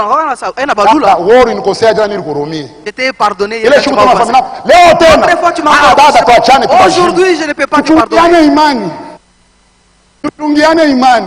Ah, gardons-nous la foi. Ça, ce n'est même pas la foi. Il a la imani hapana. Il reste jusqu'à 7 fois. Itakuwa kufikia mpaka mara 7. Jésus lui dit, Yesu akamwelezea, je ne te dis pas jusqu'à 7 fois, mimi sema musamee mpaka mara 7, mais jusqu'à 70 fois 7 fois. Lakini 70 kwa mara 7. 70 fois 7. 70 kwa mara 7. Combien? C'est 490. Ya ine 90. Ya ine 90. Ah, Seigneur aide-nous.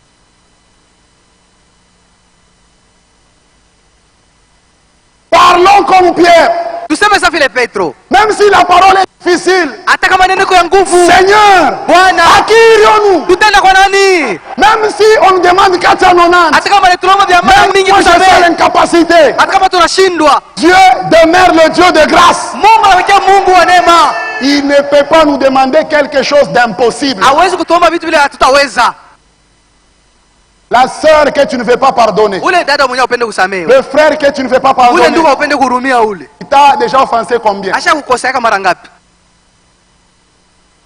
tu ne la pardonnes pas, tu as péché contre le Seigneur. Parce que ça, c'est ainsi dit le Seigneur. Quand tu refuses de la pardonner, si elle a totalisé ce nombre, tu es justifié. Si elle a déjà totalisé ce nombre, tu es justifié. Ah, frère Destin. Oh, ndugu Destin. 3 fois. Alinikosea tu mara 3. Mais il m'avait mal. Le Seigneur n'a pas dit Le Seigneur n'a pas demandé de faire la sélection des autres fois. Asema mara mingi sana. Frère. Ndugu. Anapeleka mimba kwa mtoto yangu frère. Il a engrossé ma fille, mon frère. 490 fois. Mara mingi sana. C'est dur, mais c'est la parole de Dieu. Lakini inabakia neno ya Mungu. Ah, frère Destin, wewe unahubiri utaweza kuishi. Tu sauras vivre cela. Haina mambo yangu. C'est pas mon problème. Mimi journaliste télévision. Moi je ne suis qu'un journaliste à la télé. Oh, le président a donné autant. Le président alisema hivi. 1 million de 500. 1 million de 500. Il y a un journaliste chez Ibambaka parfois. Alors qu'il n'a jamais palpé cet argent là. Mais il doit répéter le fait. Anapasha kusema bile yeye alimwonyesha kusema. Je suis aussi un enfant de Dieu. Moi, je suis aussi de prier pour que Dieu m'aide aussi. Et cet amour qui entrera au ciel. C'est la parole de Dieu. Luc. Prenons Luc chapitre 23. Voyons l'exemple du Seigneur. Luc 23, 35. Le peuple s'est tenu là et regardé. Les magistrats se moquaient de Jésus. Verset 36. Les soldats aussi se moquaient de lui. Verset 39. Un des malfaiteurs crucifié l'injuriait. Tout le monde se moquait. Les autres l'injuriaient. Maintenant regardons la réaction du Seigneur. Verset 34. Jésus dit, Père, pardonne-leur, car ils ne savent pas ce qu'ils font. Malgré tout ce qu'on a fait au Seigneur, il n'avait pas d'autre sentiment que l'amour. Père, pardonne-leur. Père, pardonne-leur. Ils ne savent pas ce qu'ils font. Même Étienne, on l'a arrêté. On est en train de lapider. Ça lui faisait mal. Il mourait à petit feu. Il mourait à petit feu. Mais il était un élu de Dieu. Il s'agenouille. Il dit, Père, ne leur impute pas ses péchés. Pardonne-leur. Nous aussi. Nous aussi. Même nous frères, pas beau, nous tous. Nous aussi. Pardonnons aux frères. Quand quelqu'un vient, surtout il te demande pardon, tu dois le pardonner. C'est lui qui a cet amour, ne peut pas haïr. Mais il est haï. C'est la vérité. Il est haï. Proverbe chapitre 24. Écoutez ce qui est dit. Proverbe 24, verset 17. Ne te réjouis pas de la chute de ton ennemi. Alléluia. Amen. Ici la parole nous dit de ne pas nous réjouir de la chute de l'ennemi. Mais toi tu te réjouis de la chute de la sœur. Tu te réjouis de la chute du frère. Tu te réjouis de la chute du prédicateur. Frère, le péché dans le prédicateur n'enlève pas le ministère. Et Dieu te dit même, qui est-il toi qui juges un serviteur de Dieu? Même s'il tombe, ça te regarde. Cela concerne son maître.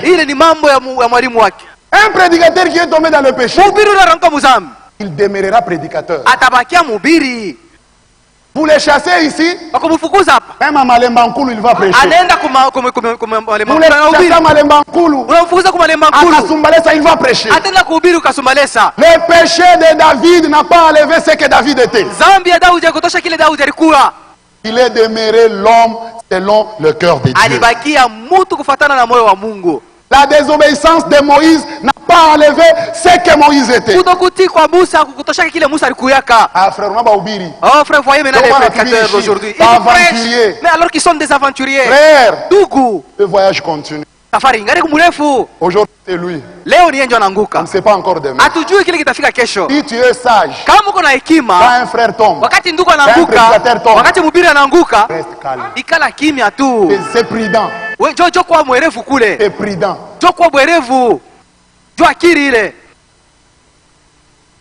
Que Dieu nous aide. Aujourd'hui, nous avons même des prédicateurs qui ne se saluent pas dans ces messages. Je vous dis, il y a des prédicateurs qui ne se saluent pas. Ils se voient comme ça, en apitana. Ils ne s'aiment pas. Mais néanmoins, ils passent nous prêcher la parole. Mon frère, tu as tort. Écoutons la profondeur de Branham. Dans la prédication, fils de David, aie pitié de moi. Paragraphe.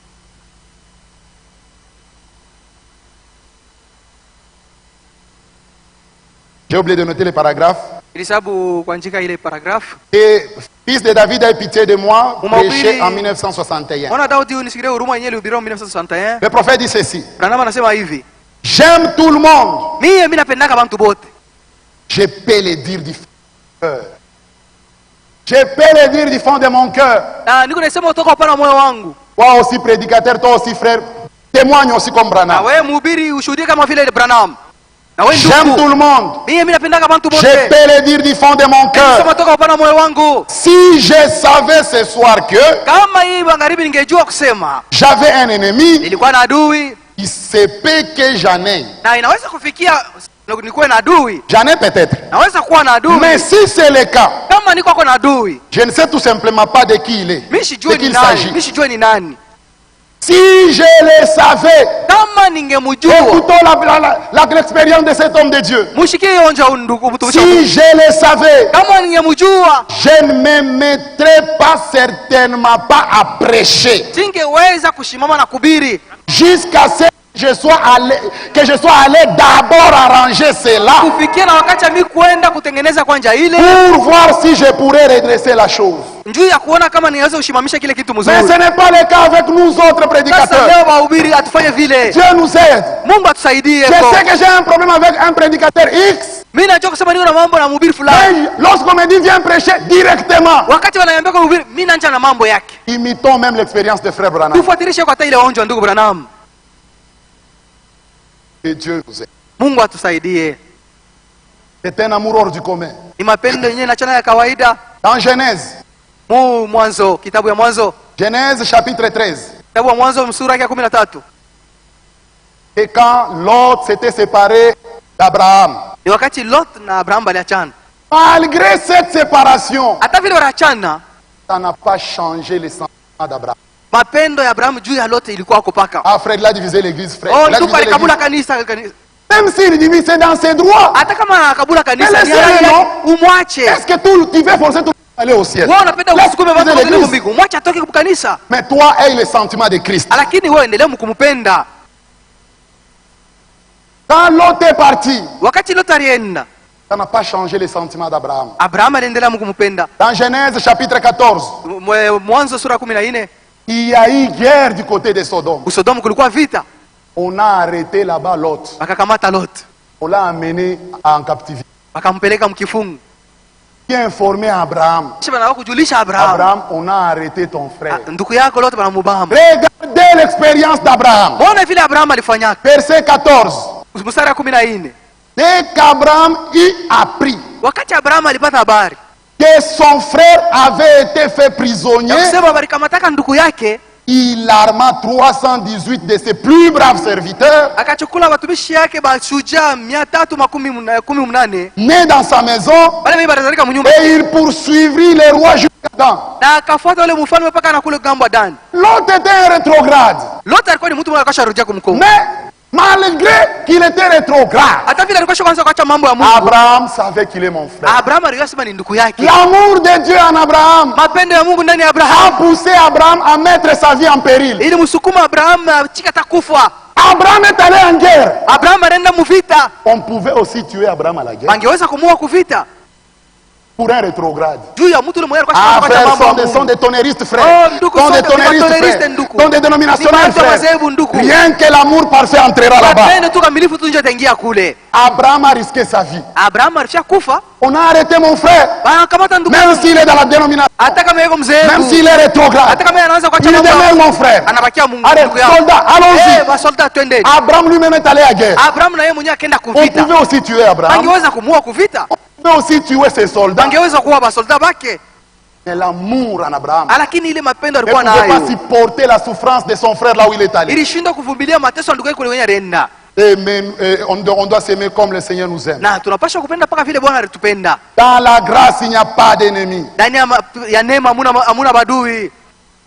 C'est vrai. Dans la grâce, il n'y a pas d'ennemi. Dans la prédication dons appropriée. Paragraphe 7. Écoutez ce que Frère Branham dit.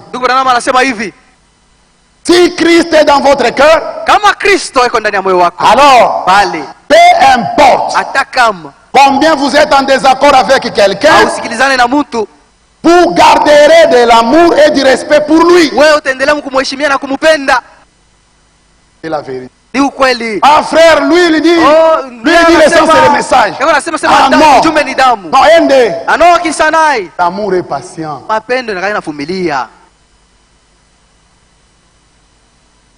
Même si quelqu'un sort, le même respect que tu avais pour lui, garde-le. C'est vrai. Que Dieu nous aide, surtout nous les ministres qui venons après les autres. Frère, je suis aussi ministre. Je suis aussi prédicateur comme Frère Kazadi. Comme Frère Kaka. Si Dieu m'a appelé frère.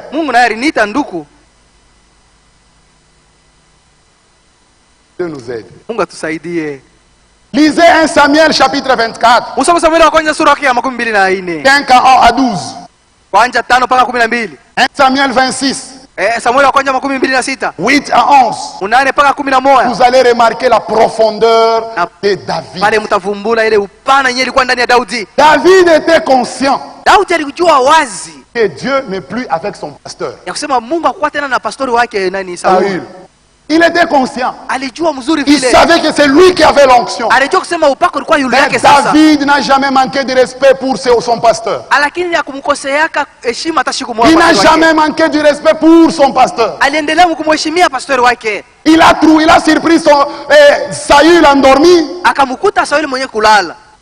Les fidèles de son église disent, voici aujourd'hui, l'Éternel t'a livré ton ennemi.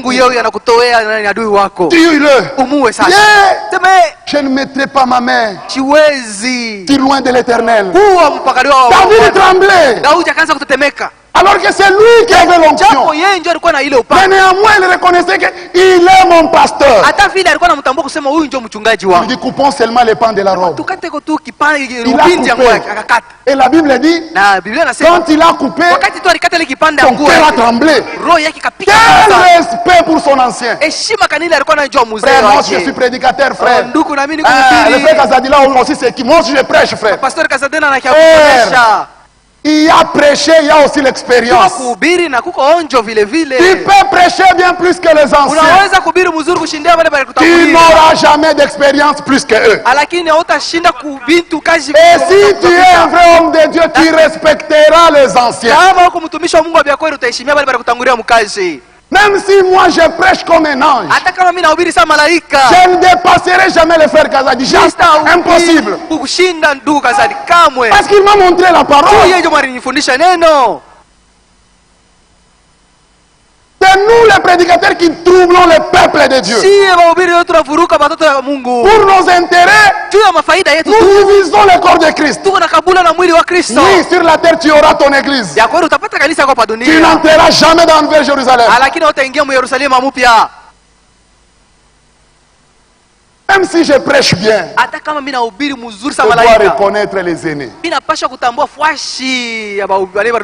Le succès du ministère, c'est reconnaître les aînés. Regardez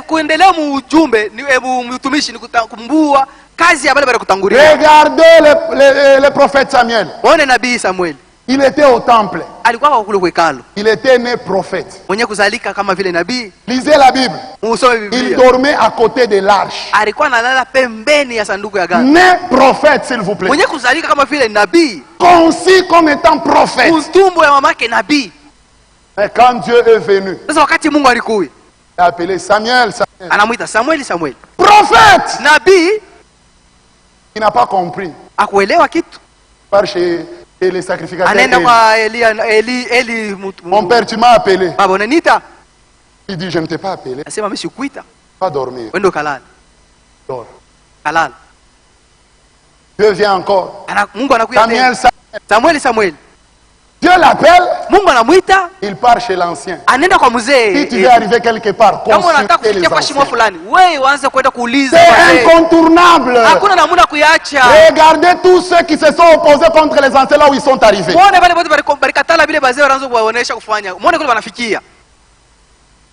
Quand il est allé chez Élie, Élie a compris.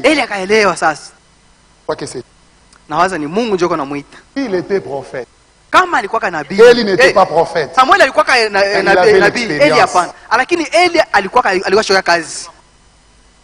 Prêcher, c'est une chose. Diriger, c'est une autre.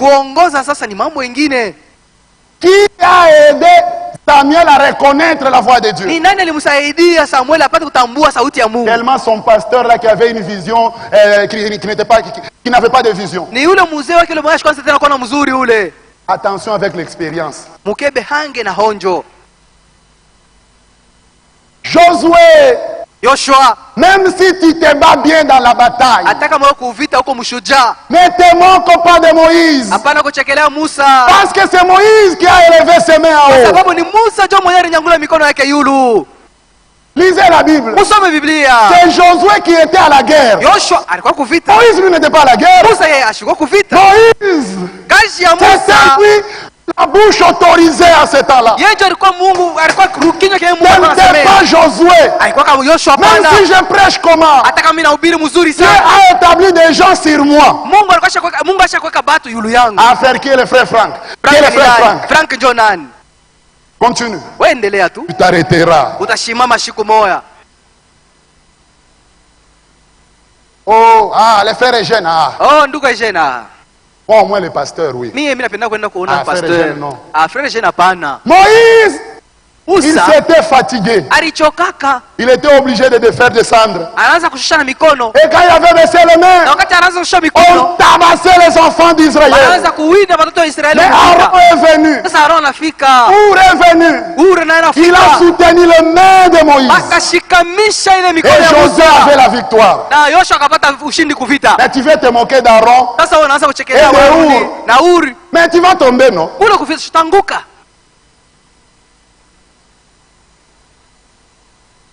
Absalom. La Bible dit il était renommé en beauté. Il était très beau plus que son père. Et là, l'a amené à s'enorgueillir, à vouloir prendre la place de son père. Oui, il avait pris la place. Jusqu'où? Son père était revenu. Respectons les anciens. Même si toi tu prêches, tu ne dépasseras jamais l'ancien qui ne prêche pas. Jamais. Quand Dieu donne à quelqu'un la charge, il lui donne aussi des capacités. Même si je prêche comment, je ne dépasserai jamais le frère Eugène. Dieu l'a donné la charge. L'amour. Et on commence à s'entretuer entre nous. On commence à se battre entre nous. Ce n'est pas correct. Dans la prédication, dirigez-vous vers le nord. Paragraphe 30. C'est pas vers les milliers. Ne vous querellez pas les uns contre les autres. Tant que le diable vous amène à vous quereller, lui ne doit pas du tout combattre. Il va se retirer et avoir un pique-nique. Vous regardez pendant que vous vous querellez et se moquer de vous, qui déclarez avoir le Saint-Esprit tout en vous querellant les uns contre les autres. Quand nous nous querellons, c'est assez. Vous vous disputez, vous vous critiquez. Le diable part à pique-nique. Il va prendre même 3 bières. Oh, voilà les gens du tabernacle. C'est toi qui as le Saint-Esprit. Voilà. Il en prend une. Là, vous lui avez donné du repos. Il est allé se reposer. Nous ne devons pas donner du repos à Satan. Nous devons le combattre sur chaque terrain. C'est la vérité. La preuve que tu es un chrétien. Aime celui qui ne t'aime pas. C'est ça la preuve. C'est la vérité. C'est oui et amen. C'est un amour qui va chercher l'autre. C'est commandement nouveau. C'est un amour qui va chercher l'autre. Qui n'attend pas que l'autre vienne le chercher. Non frère, c'est lui qui m'a offensé. C'est lui qui m'a offensé, frère. Non, la Bible dit toi va vers lui. Lui ne va pas venir parce qu'il n'a pas l'amour. Toi va vers lui. 1 Corinthiens chapitre 13. Nous sommes presque à la fin. 1 Corinthiens 13. Verset 8. Paul dit, l'amour ne périt jamais. L'amour. Mapendo. Si tu as l'amour en toi, Kama kuna mapendo ndani yako, ça ne peut pas périr. haiwezi kufa. Salomon aussi avait complété. Salomono naye aliongeza. Cantique des Cantiques 8. Nyimbo ya Salomono sura 8 verset 7. mstari wa 7. Les grandes eaux Maji kubwa ne peuvent pas éteindre l'amour. haiwezi kujimisha mapendo. Les grandes eaux ne peuvent pas éteindre l'amour. Maji ya mingi haiwezi kujimisha mapendo. Mais pourquoi l'amour a tari en nous? Namuna kani mapendo inakauka ndani yetu? L'amour de Dieu est sans intérêt. Mapendo ya Mungu haina na faida, haitafutaki Quand faida. les frères étaient ici, Wakati ndugu alikuwa hapa, quand les frères étaient ici, wakati ndugu alikuwa hapa, oui frère, oui frère. ndiyo ndugu. Même si le frère a divisé une église, Hata kama ndugu alikabula kanisa fashi même fulani, si tu t'es chamaillé avec un frère, hata kama ulikokotana na ndugu mwa il y fulani, a un problème. au kuko mambo, Ne dévoile jamais les secrets qu'il t'avait confiés. hapana kutoa siri ile yenyewe ile alikoneshaka. Quand vous étiez ensemble, il t'avait confié des secrets. Alikoneshaka siri moja hivi wakati mlikuwa pamoja. Mais comme vous êtes séparés, Sasa mnachana, tu commences, mais d'ailleurs il avait fait ça. D'ailleurs il avait fait ça. D'ailleurs il avait fait ça. alifanyaka kifulani. L'amour ne périt jamais. Mapendo haikufaki kamwe. Je termine avec une citation. Niko namaliza na useme mwa ndugu Branham Dans l'adoption. mahubiri yake kufanywa On kwa va arrêter wana. là-bas. Na ndio pale tutashimama Paragraphe 104. kipande yake ya 104 L'adoption de 1960, 22. kutiliwa et wana. 60. Paragraphe 104. Kipande yake ya 104. Écoutez ce que le frère Branham dit. Usikie ndugu Branham anasema. Ainsi dit le Seigneur. Bwana anasema hivi. Il vous faudra avoir l'amour parfait pour entrer dans cet endroit-là. Unapaswa kuwa na mapendo kamilifu ya kuingia pale. Je saute. Naruka. Il faudra avoir l'amour parfait. Unapaswa kuwa na mapendo kamilifu. Alors quoi que vous fassiez, Sasa hata kama mnafanya nini, mettez tous les restes de côté. hii yote ingine muweke pembeni. Jusqu'à ce que vous soyez tellement remplis d'amour. Kufika na wakati mtajazwa kabisa na mapendo. Tellement remplis d'amour de Dieu. Kujazwa na mapendo ya Mungu. Au point de pouvoir aimer ceux qui vous haïssent. Mukimo ya kupenda bali kumichukia. Ainsi dit le Seigneur. Hivi Bwana anasema L'amour parfait seul entrera là-bas. mapendo kamilifu tu itaingia kule. Si nous voulons entrer au ciel, Ni kama tunataka kuingia kumbingu. ce n'est pas le problème de dons, de miracles. Haina mambo ya kuwa na mazawadi Ou la miujiza, prédication. au kuanza kuhubiri. C'est l'amour de Dieu. Lakini ni mapendo ya Mungu. On incline la tête. Pinamisha vichwa. Mon frère, ma soeur, Ndugu na dada yangu, toi qui as écouté la parole wewe de mwenyewe Dieu, ulisikia neno la Mungu et tu te rends compte que tu n'as jamais reçu Jésus, na unavumbula kusema mpokea Yesu maisha yako, et tu veux le recevoir na aujourd'hui. leo unapenda kumpokea, Écoute, tu viens d'écouter ce qui vient d'être dit. unatoka mkushikia mahubiri. Si tu n'es pas sauvé, Kama huyaokolewa, tu ne vivras jamais cette année. hautaishi kama hii Mais mapendo ya aujourd'hui, Mungu. c'est un jour de grâce. Lakini leo hii ni siku ya neema. Si tu es là, Kama uko hako et tu sais que tu n'as jamais cru Jésus-Christ na unajua kusema hauyamwamini Yesu comme ton Kristo sauveur personnel, kama vile mwokozi wako wa et tu pekee, veux le recevoir aujourd'hui, na unapenda kumpokea leo, en se faisant baptiser au nom de Jésus, ukiichika kubatizwa mujina la Yesu, là où tu es, lève tellement ta main. pale tuko mwenyewe kuikala, nyangula tu mkono Les yeux yako, fermés, tout le monde a les yeux fermés. ufunge macho.